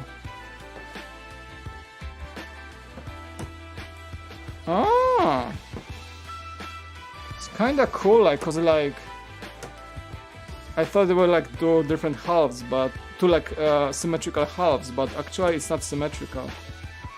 Very cool. I don't have long commutes as most people in America. I'm at 2 miles from school and work, so I really feel like I'm actually doing something when I'm behind the wheel. Yeah, so I mean, Teslas are the most effective in cities, so they get the best mileage. But yeah, like here in California, I mean, you know, I'm looking from somebody who lives in California. Driving on a freeway is a given. Just like around the town, there are freeways everywhere. So Tesla is just kind of designed for that. But it's also very fun to drive in the city. It's just it gets better mileage in the city streets than it gets on the highway. It like tops every other car on the streets. Like it costs nothing to drive on the streets. It just takes so little power. I don't know. Just experience responsiveness. instant acceleration, the smoothness of the ride, the quiet ride. You feel like you're hovering over the head. Some people don't like it. Some people feel Teslas are too smooth, and I get it. If you own a Mustang and you love the Mustang, you probably won't like a Tesla, because like I mean I've driven a V8 Mustangs before, so I know how they feel. So you know, you kind of want to feel that the growl of the V8 engine. You want to feel the wheels and stuff like that, how you like spin and get like extra torque. You won't get that on a Tesla. You will get a very luxurious, smooth ride. And people maybe don't like it because they feel it's like too pristine, too like refined, too boring than like a rough V8 muscle car. And I get that. I see that. I understand that. I don't argue with that. For me, there is not much appeal. I love the V8, but there is not much appeal in having a V8 or a V6 car in everyday life. And I had a V6 car, and I thought it was too much for me. And Tesla offers much more than that in terms of driving experience, but takes away all the grittiness, you know, and the cost of ownership. All right, bag 14, everyone. We can talk Teslas for hours. I warned you. I warned you. Anyway. Bag 14 gives us Cardu Saimalok, or Labria. That was his nickname in the cantina. He is a Devaronian. It looks like the devil, basically, but he was the spy. Let me read a story time for you. Cardu Saimalok is a Devaronian with a high bounty on his head. He was a cruel army captain on his home world of Devaron and committed deadly crimes. Now he is trying to escape his past by hiding on Tatooine and going by the alias Labria. So that's the guy that looks like the devil. The devil, I say. Partial, welcome. I mean, thanks for joining. I see you there. Have fun. Enjoy your rest.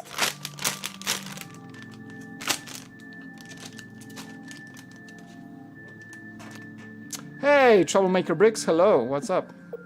Thanks for joining. Much love. Love the music? Thanks. Yeah, it's very chill. This playlist is called Steve Yallo and the Traveling Clout. It's a lifestyle online creator travel playlist that I found on Epidemic.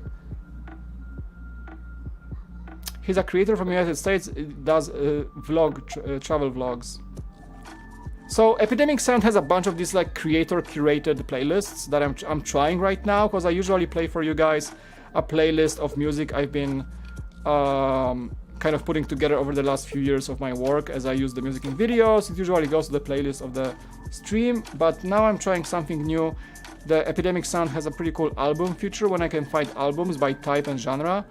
And we have YouTube curator albums, which are made by people who are doing YouTube videos, and they're putting together music they use.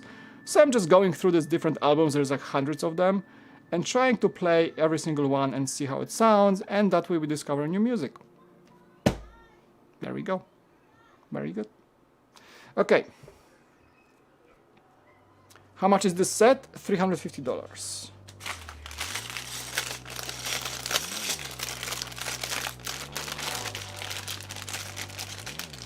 Got the 8080, nice. Actually, they had one last 8080 in the LEGO store. It was kind of tempting, but I limited my budget to just buy the Cantina for now. So, if anything, the 88 will have to wait. I kind of want it. But it's like this set I kind of wanted, but I have no space for, so it's in the back burner right now. I have like a huge list of sets I kind of want, but there is no reason for me to get them right now because of just space limitations and all that. And money is the issue, of course. I can't afford everything I want, right?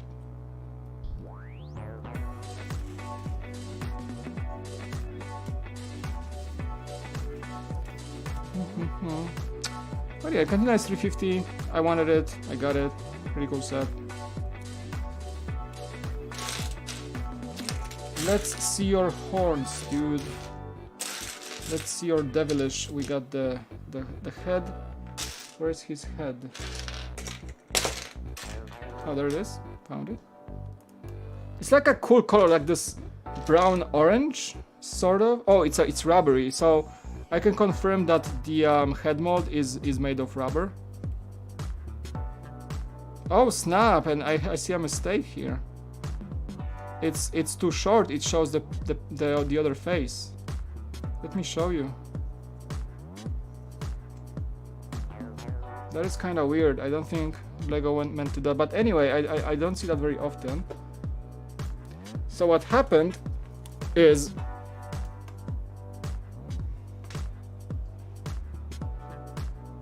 that's the guy, but look, like the head mold is too short. So you can see his grin on the other side, which I don't think it's supposed to be like that. Right? But still a cool fig. It's rubbery, so it's a bit squishy. The head mold. But nevertheless, his face is visible on the other side. So I think it looks better once you use the grin on the front, so there's only this like black bar in the back, but still the head mold seems too short of a mold. I think I should mention that in the review. I'm gonna hang it here. Okay. Very cool. Eminar! Yo, dude, Ryan, how you doing? Long time no see. Thanks for joining today, bro. Eternal problem. Ryan, how are you coping with all that stuff you are getting? And I see your workroom. It's like full of stuff. I think, and you work from like a family house, right? So you have other rooms too. But like for me, I only have like a corner of the bedroom and a bedroom, and that's it. I have like one shelf of Lego, and that's it. That's kind of crazy. Thanks for joining. We have MNR Productions, Ryan in the chat.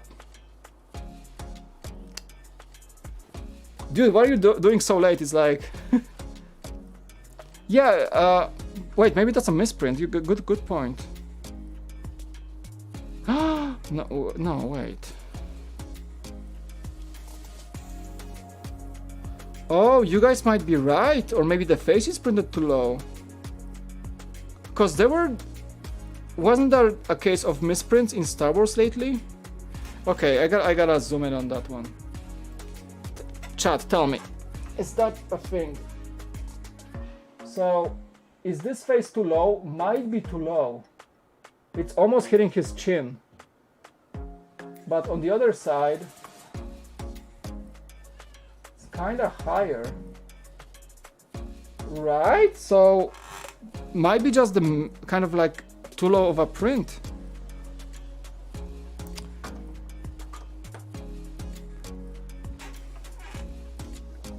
Yes, oh, his face looked the same like in other review. Okay, I'm gonna check the other reviewers too. So just refocus that side. Okay, so maybe that's just like a mistake by LEGO, or maybe not even a mistake, just how it is. Yeah. Ryan, how are you dealing with like the lack of space, or maybe because you still have a lot of sets in your like garage, right? Or kind of. I mean, I don't have a garage yet.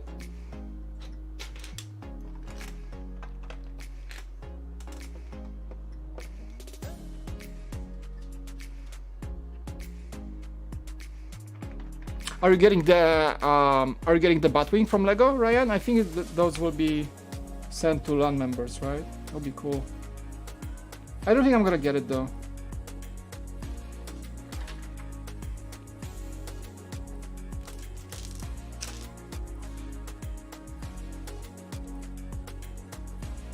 Anthony, welcome.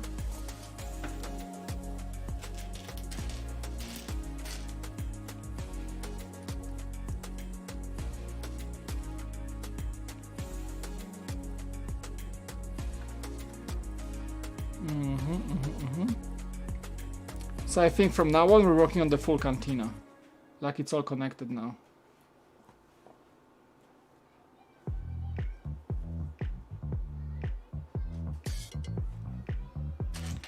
That's a lot of bricks.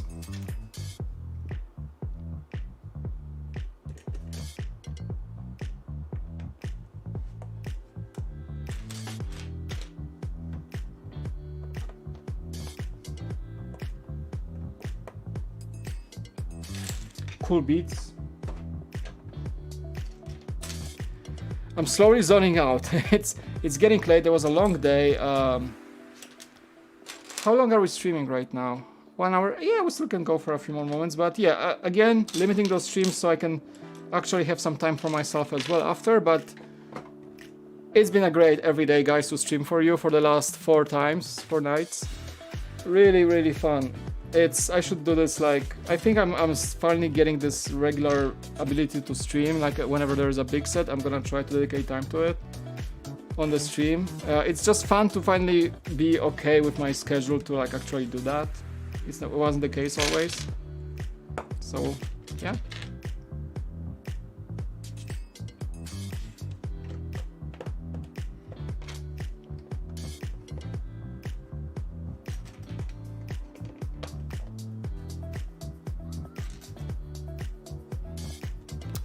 And welcome, Anthony. I'm not sure if I said hi to you. I see you there.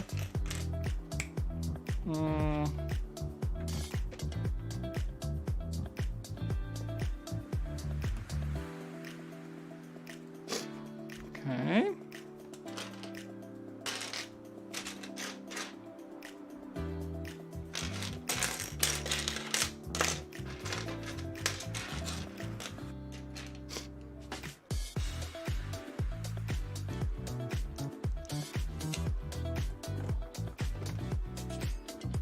Love what you see, like and subscribe. We got 35 likes, actually pretty cool. I think yesterday we hit 50 likes, which made me super happy. Might have been a record for the stream so far. I think my streams are slowly actually growing. I gotta tell you guys, I've been seeing new faces joining. I see the analytics for the streams. Usually, like, my channel is growing slowly, which I'm happy about, but also it seems like the people are joining the streams more and more, and it's just nice feeling to have that people actually enjoy my stuff. That I never seen those people before, so that's kind of cool. Ooh, sorry, my nose is a bit itchy.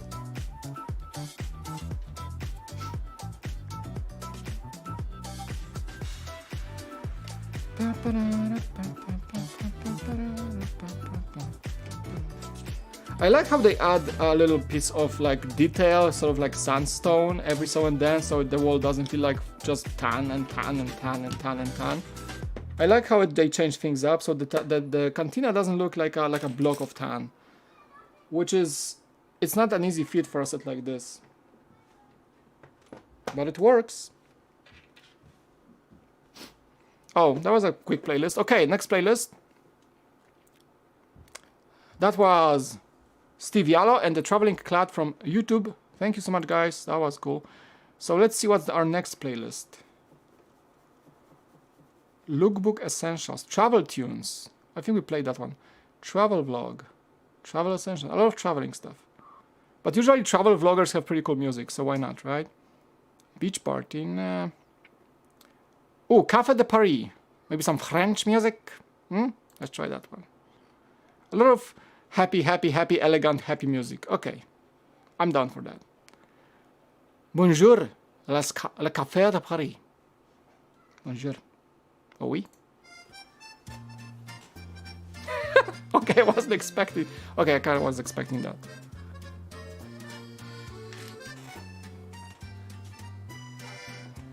I'm gonna keep that. It just makes me happy. I don't know why. Accordion. Bonjour, monsieur. To Paris. Wonderful place. Disco polo? Piotr, nie wiem, czy to by przeszło, wiesz.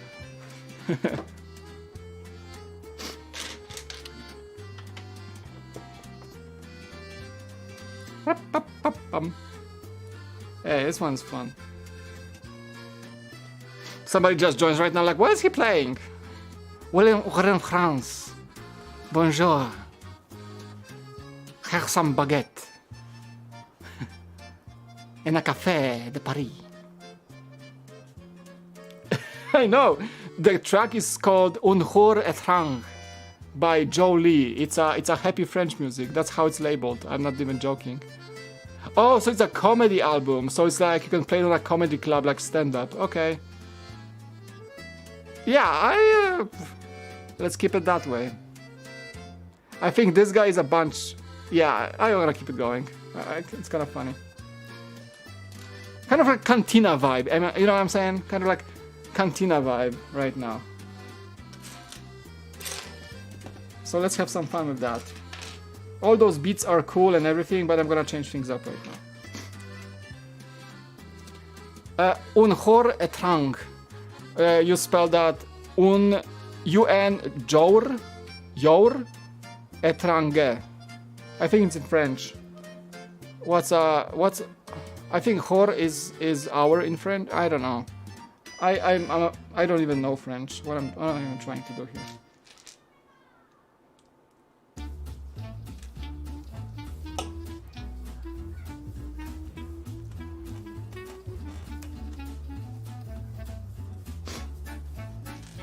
We have some kind of like a slapstick comedy. Hey, that kind of sounds like a cantina music, am I right? It does sound like it. It's exactly cantina music. These guys are just vibing. Where are you at? These guys are just vibing right now. Playing on the rooftops.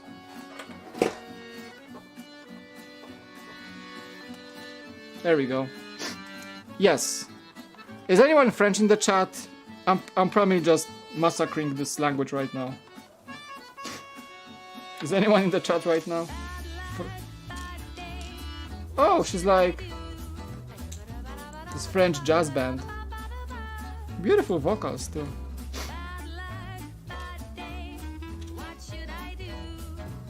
Cool vibes.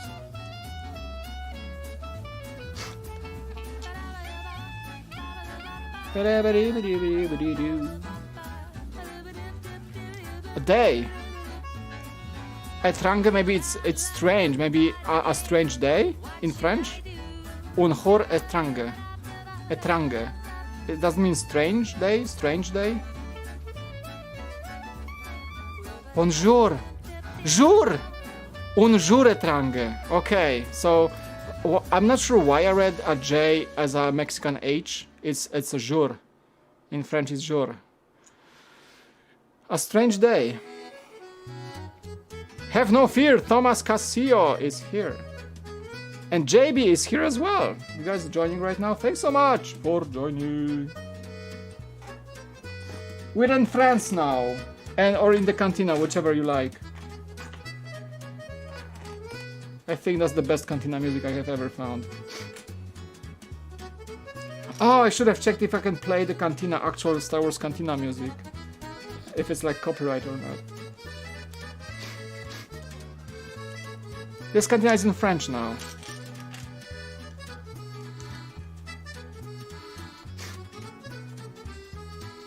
Rum pum pum pum. Might change the music soon. What's up?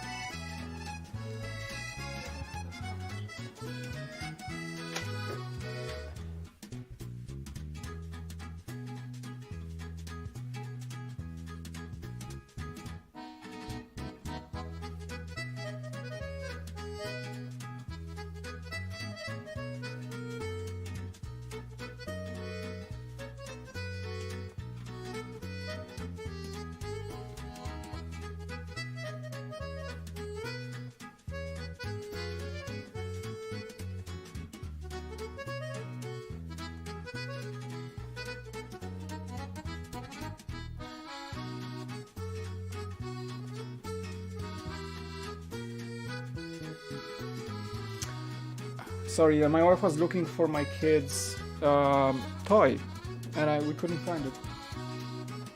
Because she has her favorite like stuffy toy, and I think she had it today, but she was like, "Did you see it?" I was like, "I think I saw it." She was in the car, but they couldn't find it. Fancy stream, I know. Like I'm keeping it. No, I don't mind. Things change here all the time on the Cool Factor. We're playing French cantina music right now, like a cafe music. There we go. Oh, this is very French. It's like ratatouille. Can you imagine being in Paris right now? Or in Venice? I don't know, wherever it is romantic. looking at Champs-Élysées and the Eiffel Tower. And the love of your life is with you right now. And I don't know why I'm doing this accent for sure, but I'm loving the music. Okay. I'm gonna. It has a few tracks left in it, so.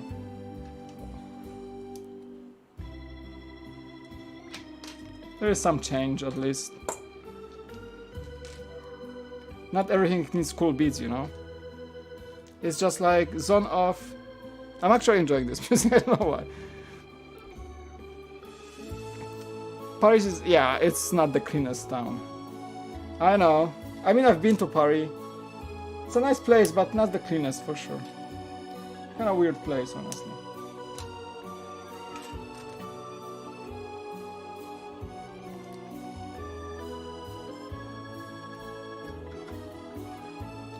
Okay, so there is that. I think it's a backstage of the, like a back alleyway. I don't know. I think so. Oh boy, there's still a lot to it. I had to move my instructions to the side so I can actually see what I'm doing.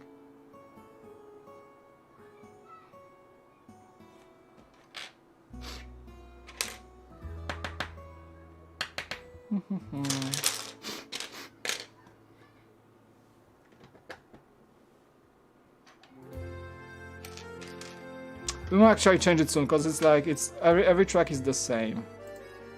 Relaxing and romantic. Okay. You know what? I think we had enough. Let's see. Around the world. Travel. Okay, let's try this one.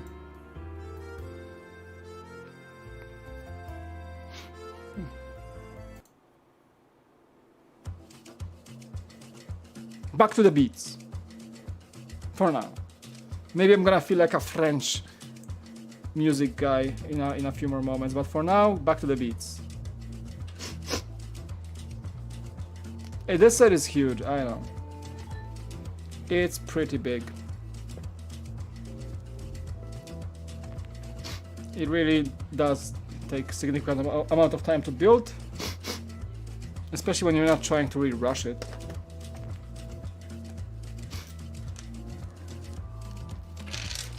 There's a lot of tan too, so you gotta kinda browse through tons of tan. Is there a desert pop genre? No, I tried to look it up, but no, not really.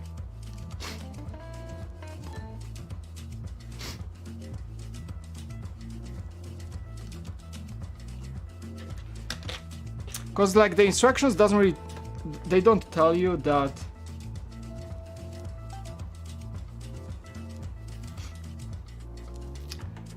which side of the wall you're building, so you gotta like pay attention to all the corners and see if there are bricks added. So it's kinda weird.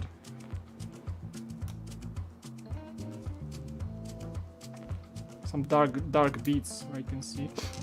So you gotta pay attention to a lot of sides at the same time, so you don't skip a brick here and there, things like that.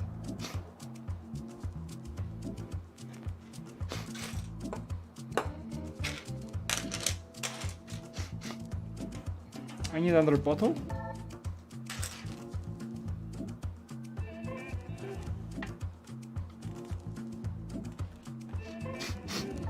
Oh, I think my nose is coming back. Excuse me. I don't see the bottle anymore. Oh, there it is. This one's kind of dreamy, weird piece of bits. So.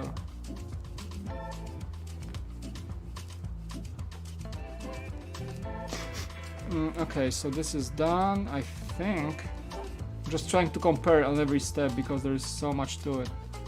Yeah, I got this 2 times 1x2s, a bottle, then we got the arches.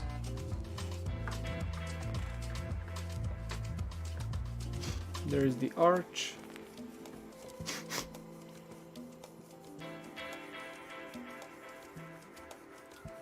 See, like, they should outline the bricks. Honestly, like, the only grief I have with this set is that the manual doesn't outline where you add the bricks, because I can see... Like, I gotta find where they add the bricks, because I don't like...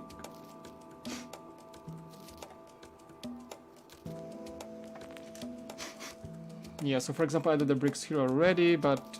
Yeah, they should do like this little yellow outline to show you what's changing in the set. With all the ton involved, like, it's kind of hard to follow sometimes. It's, I think, the only grief I have right now as I'm building more walls. You gotta really see where you add things.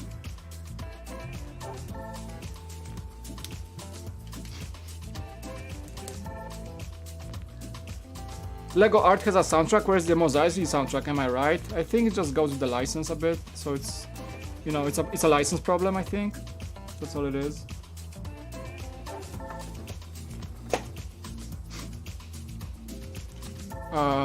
They would have to get that license through Disney most likely for commercial use. So I think that's the problem.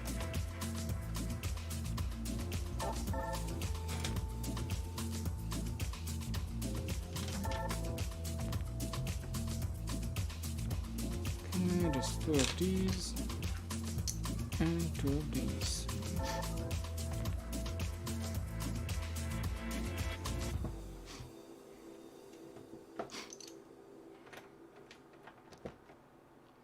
Yeah, you can see the footprint of the set is quite sizable.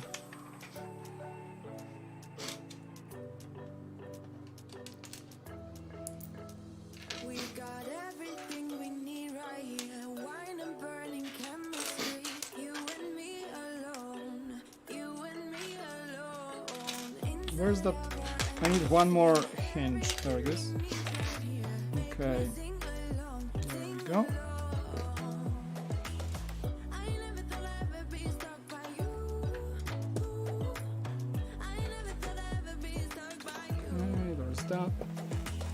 I think I'm just gonna start collecting the bricks beforehand in my hand and then go from there to see if I got everything. That's the... Because each step has like 7-8 bricks sometimes. It's kind of becoming hard to follow. One of these.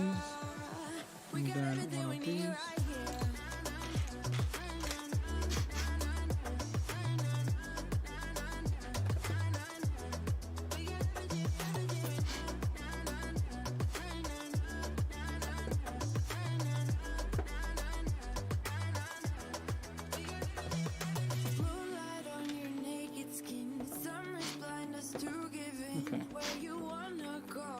Hey, another LEGO account, what's up? I'm back from the Razor Quest. Welcome back, dude. Thanks for joining the stream. It's going well.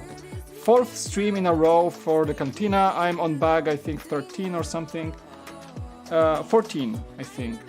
So we're not that far off from finishing, honestly. But I think I'm gonna do the one last stream tomorrow. Today I've been going for about 2 hours.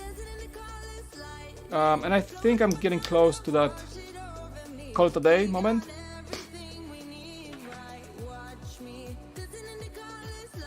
Because yeah, this day was longer, kind of like more tiresome than your usual weekend. We spent some time outside, it was pretty hot.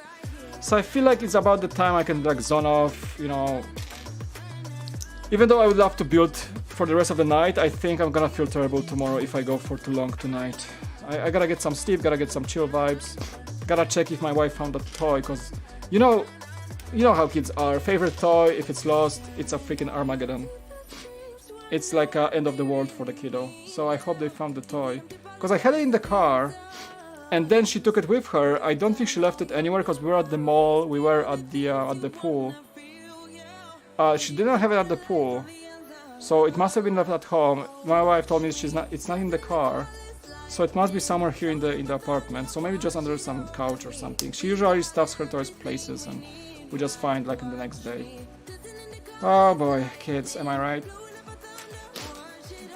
She won't go to sleep without that toy, so that's a pretty big deal. That's a biggest deal, guys.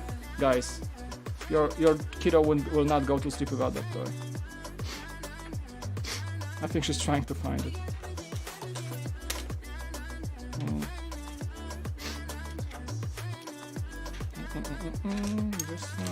This one, yeah, that's an easier way to just collect everything in your hand. and then build from there. Yeah, you build it on the recent the next day. Yeah, probably if I rushed it, yeah, I would build it in 1 day or two too. But I decided to stream everything, and I enjoy it while I'm doing it. So I do take my time to just build it. Make sure I chat with you guys a lot, so it makes things longer, of course. But I don't really mind. I do enjoy the process and just the conversation. Feels like I'm not building alone, and it takes much longer than just rushing it. I mean, I'm not saying rushing, but just building alone. And oh, what was that? Something flew into my eye. Was that a mosquito? Something just like hit my eye, like right now. That was weird. It was like a fly or something. That was weird. Production replay. Okay. Yeah, but I recently I just don't like to build sets fast. I just like to enjoy the sets longer. For some reason. Because I built so many sets in my life, just like on a deadline. I don't want to come back to that model of having fun with Lego, you know?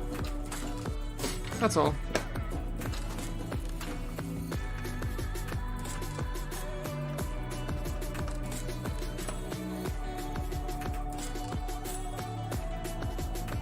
Okay.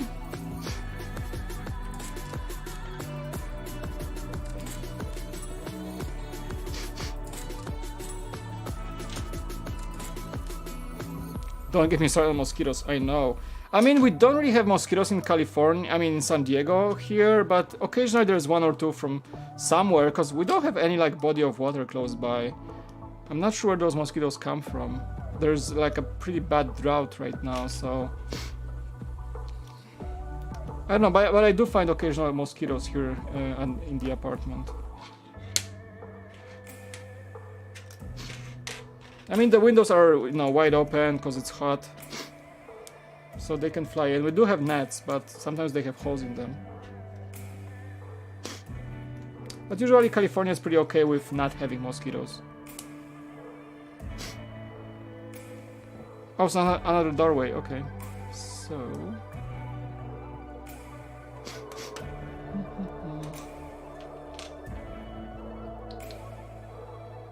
Yeah, I think I'm gonna call it a day after this bag, you guys.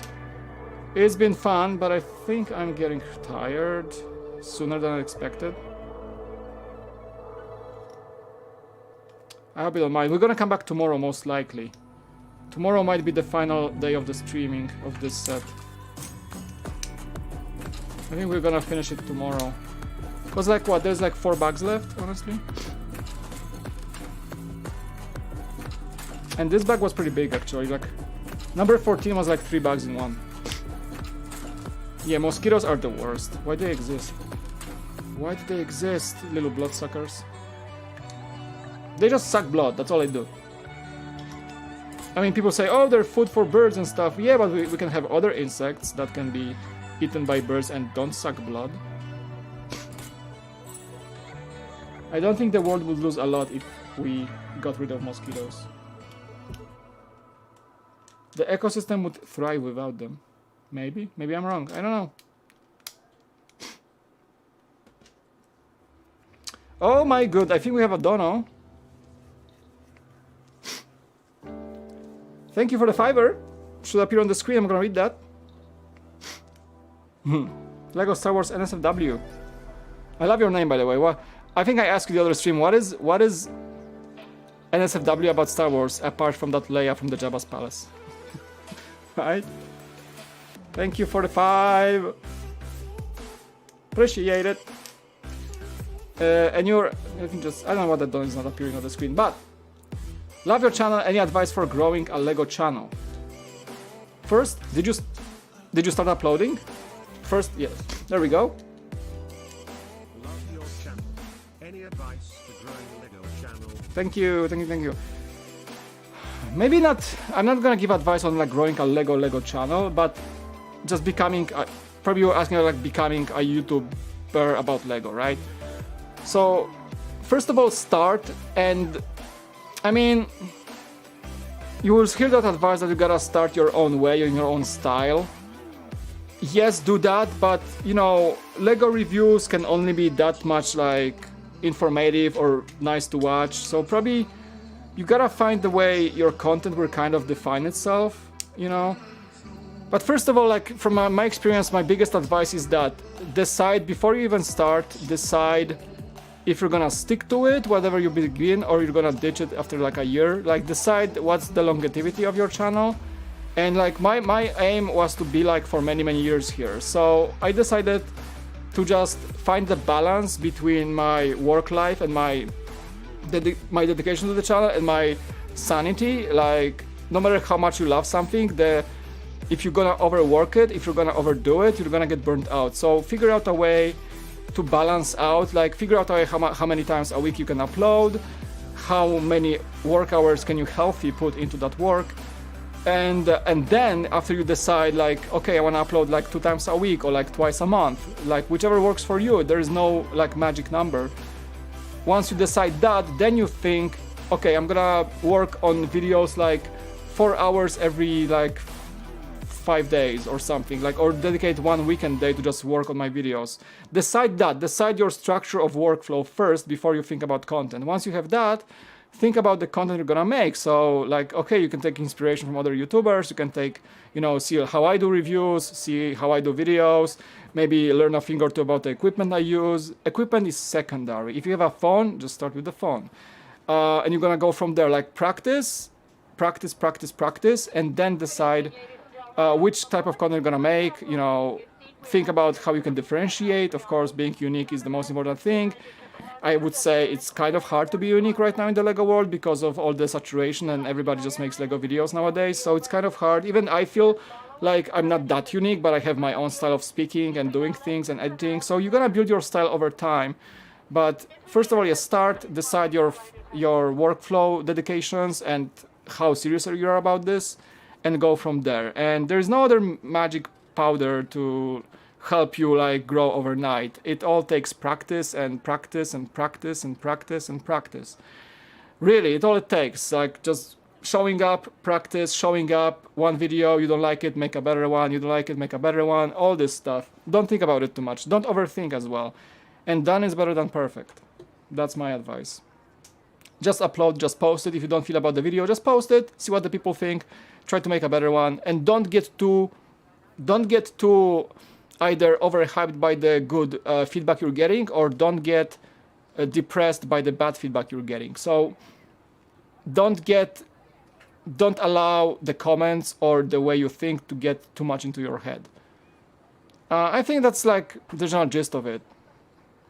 It's like a lifestyle, like being a YouTuber is a lifestyle you have to sign up for, sort of. And like, you may not like this lifestyle, and it's okay if you feel like making videos is not for you.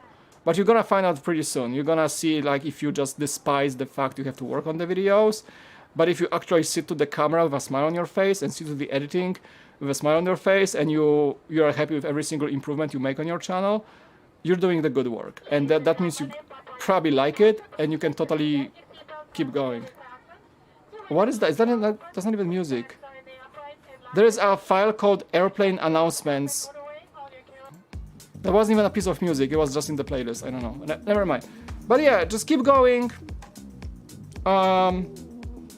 And first see if you like it and try to improve from there. And like find a balance first before you even start.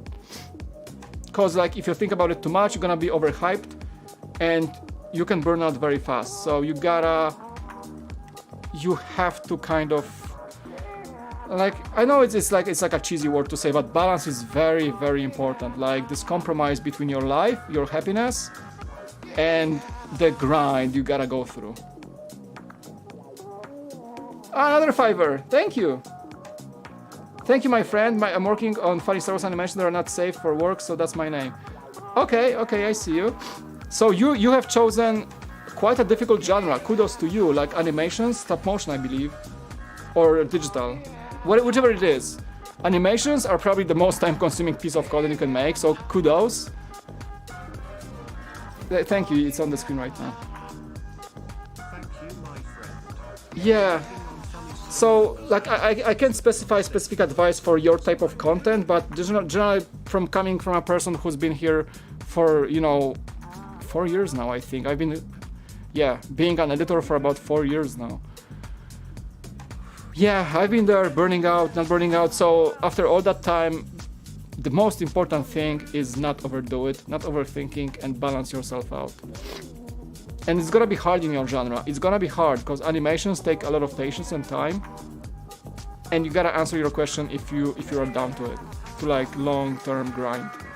And don't look at the money first. Like honestly, don't look at the numbers. Oh, that's one piece of advice I should also throw in there. Don't look at the numbers.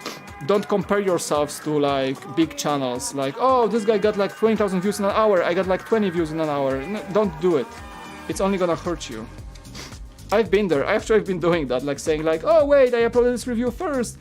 Why is this guy having like 10,000 views in the first 20 minutes and I have like 5 views in the first 20 minutes? Yeah, because he probably worked for it for like the last 5 years and you just worked for it for the last week. So for example, right? Examples like that. Comparison is the death of joy, as they say. Balance, focus on yourself and on your audience, and don't really compare yourself to others. So just do your best thing you can possibly do. I love that gift too. Like I think that's the best one I found for my little donation animation. I like it too. It's so funny, right? It's just Office is my favorite sitcom, so go figure. So I hope that at least helped you a bit. Thank you for the donos, really appreciate it. Whiskey, welcome. Apologies about my nose, guys. I want to finish this bag. I'm not gonna clean my nose after, but it's kind of like itching right again. Yep.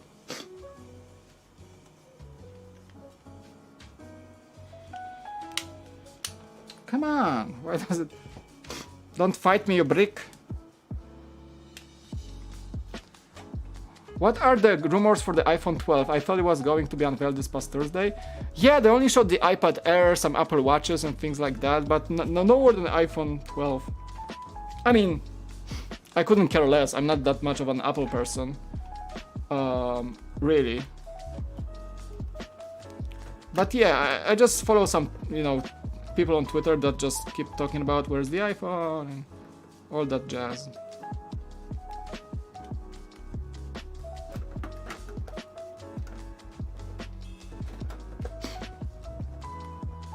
Oh wait, did I mess something up here? Oh, of course I did. Wait, what did I do?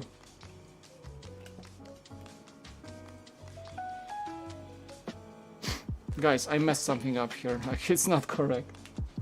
Wait.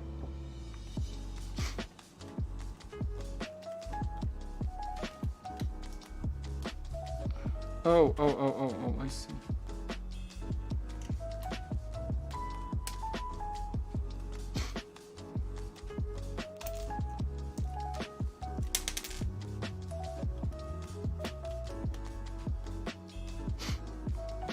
What am I doing? Jesus.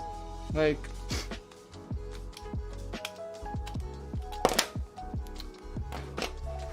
I'm doing incorrect. I wasn't paying attention. Sorry. Wait, okay, so this goes here.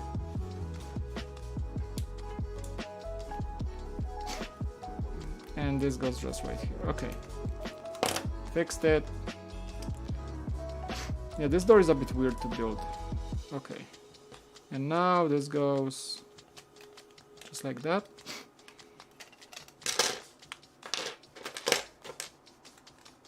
Okay. I think so.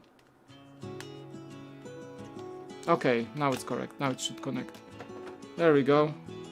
I completely misaligned the studs. But we're good. Okay, so we got second doorway, the alleyway. Everything is important. Lions are going to be extinct in the wild in the next 20 years. We have to take care of the environment. Thanks, LEGO, for making paper bags. But yeah, that's... Yeah, it's a big deal. Would it be out of the ordinary for Apple to have another launch event 1 month from now, just for the phone? Everything is possible, Vladimir.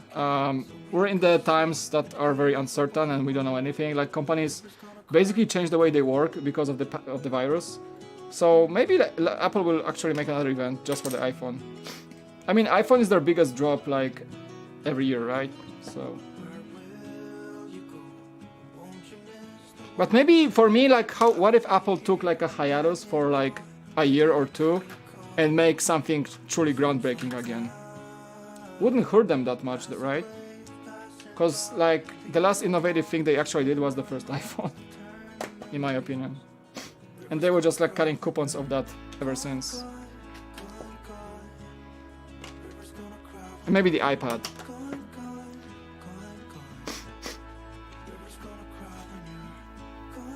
Lions, Legend guitar. That's how I feel doing ordinary tasks through the day. Yeah, don't overdo it, right? Just keep it real. Make sure you don't overdo yourself. Like, honestly, like the most important thing in life, if you think about it, like just deep thought warning, okay? The most important thing in life is happiness. If you're not happy, what's the point? Like, if you're forced to do something, if you force yourself to do something you don't like, and you're not striving for that happiness, like, what's the point? Right? So, like, if that means doing less but being more happy, I mean, go for it. I would say I wouldn't be here if it wasn't for knowing where to stop and take a break. Because I honestly, I have a tendency of being a workaholic. When I'm like zoned in on a project, I can literally do like an all-nighter. I don't even see it as a bad thing. And it happens to me quite frequently, honestly. But the things I learned over the last few months and years, honestly, is like when to take breaks when necessary. And it's like the most important skill you need to have. You need to know where to take yourself, where to just slack off a bit and just take a break, you know. Because I have like multiple ideas, you know, every day, and if I worked on all of those ideas, yeah, probably I would achieve much more than I did so far. But I would be a wreck of a human if I tried like to do everything I wanna do. And I don't have the energy anyway, so. But yeah, I do have ideas I wanna work on, but sometimes it's just like impossible to keep up. So yeah, balance is important. Very important, actually. Where are we at? Okay, the cupola. There we go. Very nice.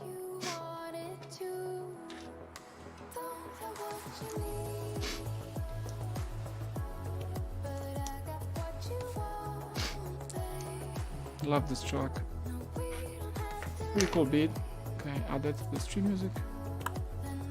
There we go.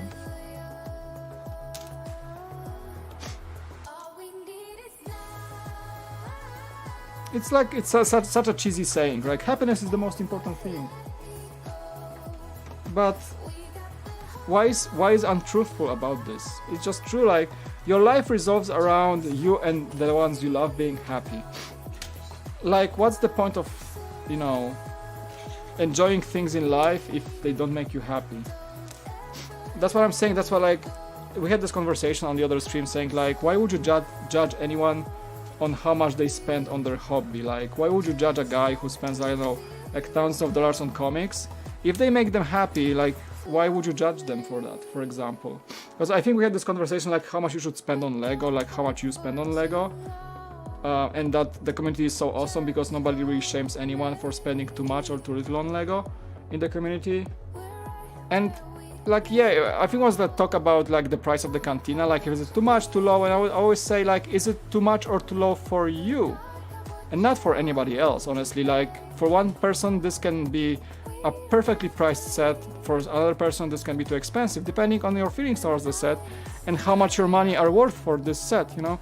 So it's a very subjective thing, like how much a thing is worth. Like, I keep saying that one day I will buy a Tesla, right? And people just, I have people like, go for it, and I have people like, are you stupid? Like, who would spend that much for a car? But for me, like, having a good car is important because I just drive so much. I'm the only driver in the family, and I drive so much, and it's very important to me to have a car I'm happy with and that brings me joy because I spend a lot of time in it. So for me, spending like $55,000 on a car and even financing it might be like the best thing ever that would happen to me in terms of like having a thing. But for somebody else, like, are you stupid? My car is like $1,000 and it runs just perfectly fine and I love it. Yeah, you do you, I do me, okay? So there's that. For example.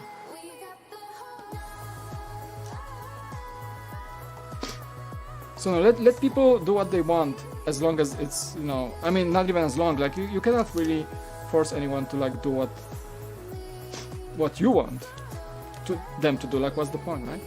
Anyway, happiness is the most important, like just like my dad said. Yeah. Okay, where are we at right now actually? Oh, just the rooftop first? Okay, so I think we're just gonna finish with the rooftops and that's gonna be most of it.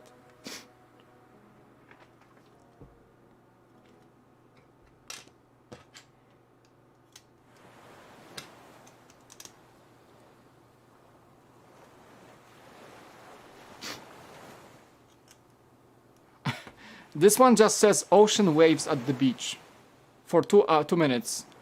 Perfect for like sleeping or something. Just, yeah, especially water on Tatooine. Kind of like a rare commodity, don't you think? Anyway.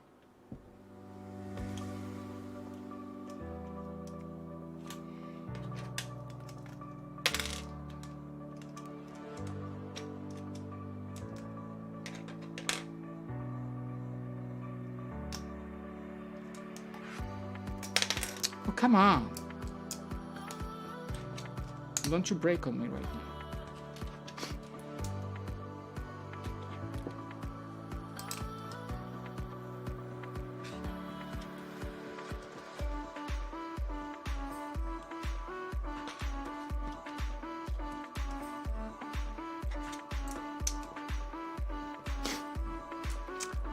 Later. Arman, thanks for joining today. I appreciate you very much. Yeah, I'm gonna be finishing soon. Basically just those few bricks you guys see on the table. And we're gonna be heading out for the night. I think it's gonna be exactly at around... Yeah, we are 2 hours and 20 minutes, so 2 hours and 30 minutes for the stream. That's exactly what I want. So yeah, we're gonna come back tomorrow for the last part, I believe.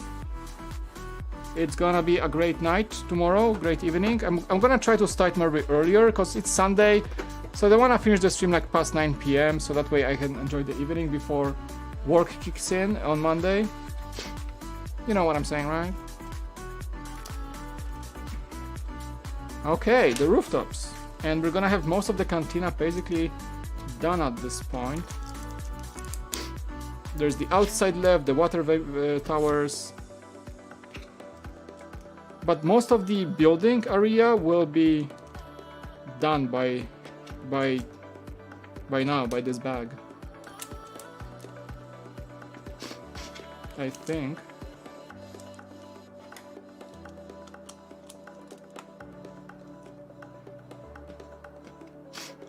I like how, because each rooftop has like a handle to lift it, but it's like kind of like the like, I don't know, ventilation system, so you can actually just grab by this and pick it up and access that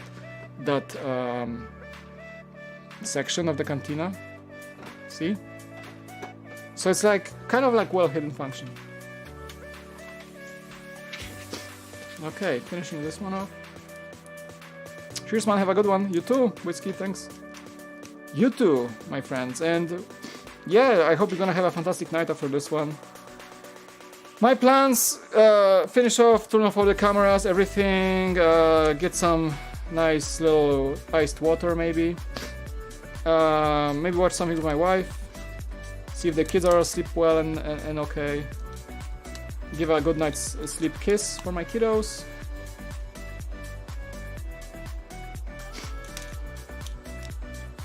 And call it a day.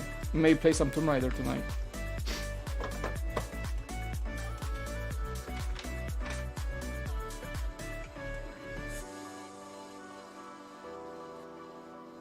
Some antennas. Extra detailing, just for the sake of it. Yeah, those little details, and everything else is extra. Alright, peeps. So that way, good point to finish, because we can now see the full, let me just like mark my calendar, mark my manual. So bag 15 is next. So actually we only have 3 bags left. So tomorrow will be the finish line. The next one is Chewy, the outside areas and some of the rooftop, that structure over the roof. And everything else is basically, water towers outside. So basically the building. Oh, and we have that Jawa shop. That's like a separate building. Of course, I forgot about this one. So there's that. Sunday afternoon here. That's nice.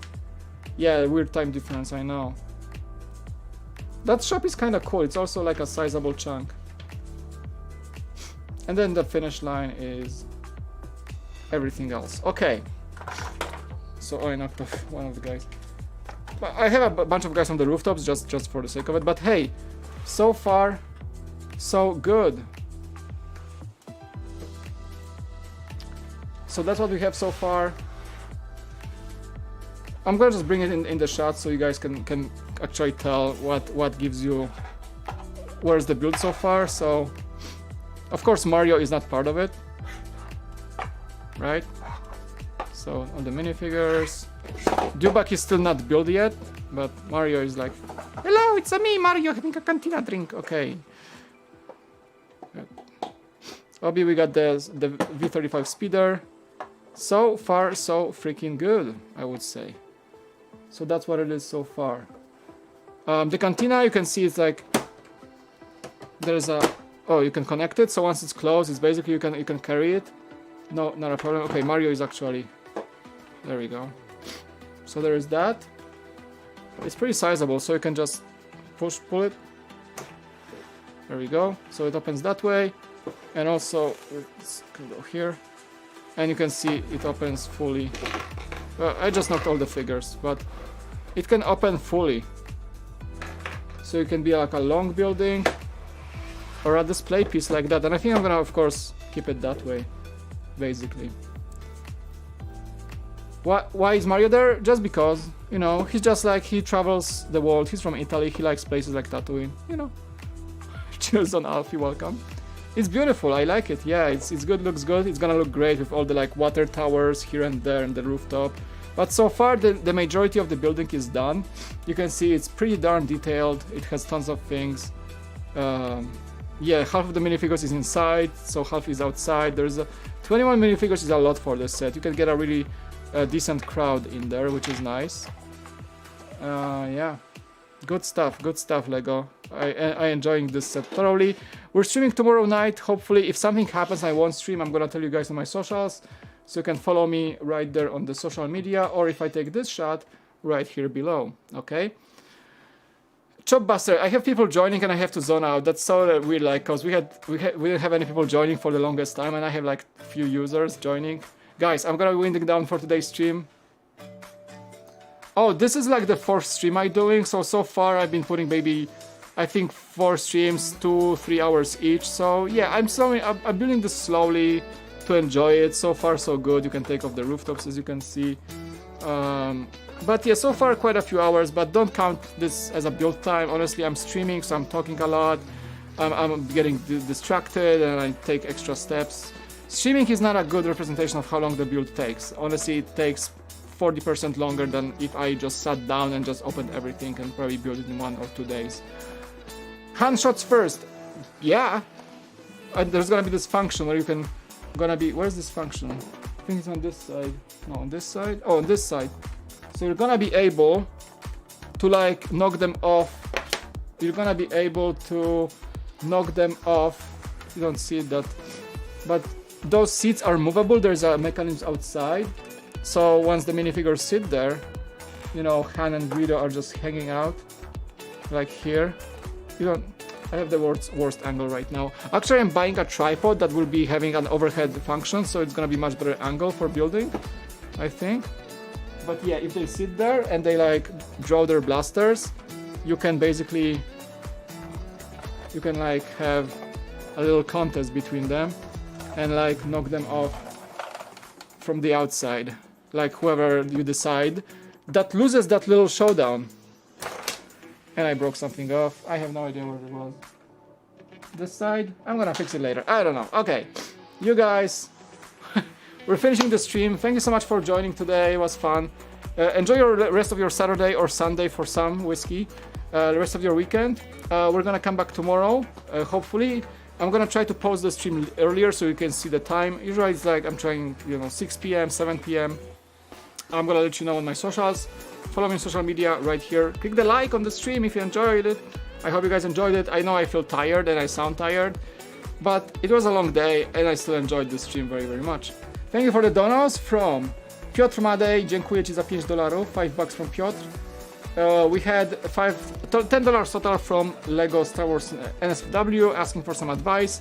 I hope I helped you with some of my experience sharing here. I usually talk a lot about my ways of doing things on the channel, so tune in for the streams. You can always have conversations about production, equipment, ask any questions you want. If you have questions about my cameras, fire away. If you have questions about how I edit things, join the stream, fire away. I'm gonna also do a Q&A session probably soon, like a ask Q&A on my community tab, and you guys can post questions. We're gonna make a video about it. So anything you like, I'm gonna try to answer it the best I can, okay? Yeah, have a good night. Thank you so much. We'll see you tomorrow. If not, Monday or Tuesday. But I'm aiming to finish this by the end of the weekend, okay? So hopefully if nothing comes up, I'm gonna be able to stream tomorrow for the last 2-ish hours, okay? Yeah. Have a good night. Michael, bummer. Guys, you joined so late. Yeah, stickers. Let me just... Good question, because, yeah, there's a very small sticker set in this one. It's very small. I forgot where I put the stickers. There we go. So, and I knocked this off. I shouldn't have. That's your sticker set. That's all it is. It's not too much. I think there's one left for some panel on the wall, but some of them go for this guy, the Ubrican 9000. Some of them go for some like little panels here and there. It's very subtle, so you just get this. It's okay. It's not sticker heavy whatsoever. Yeah. I'll see you guys tomorrow. Have a good night. Take care. Wear a mask. Stay safe. Stay healthy. You're awesome. And we're gonna see each other very, very soon. All right? Guys, thanks. Peace out.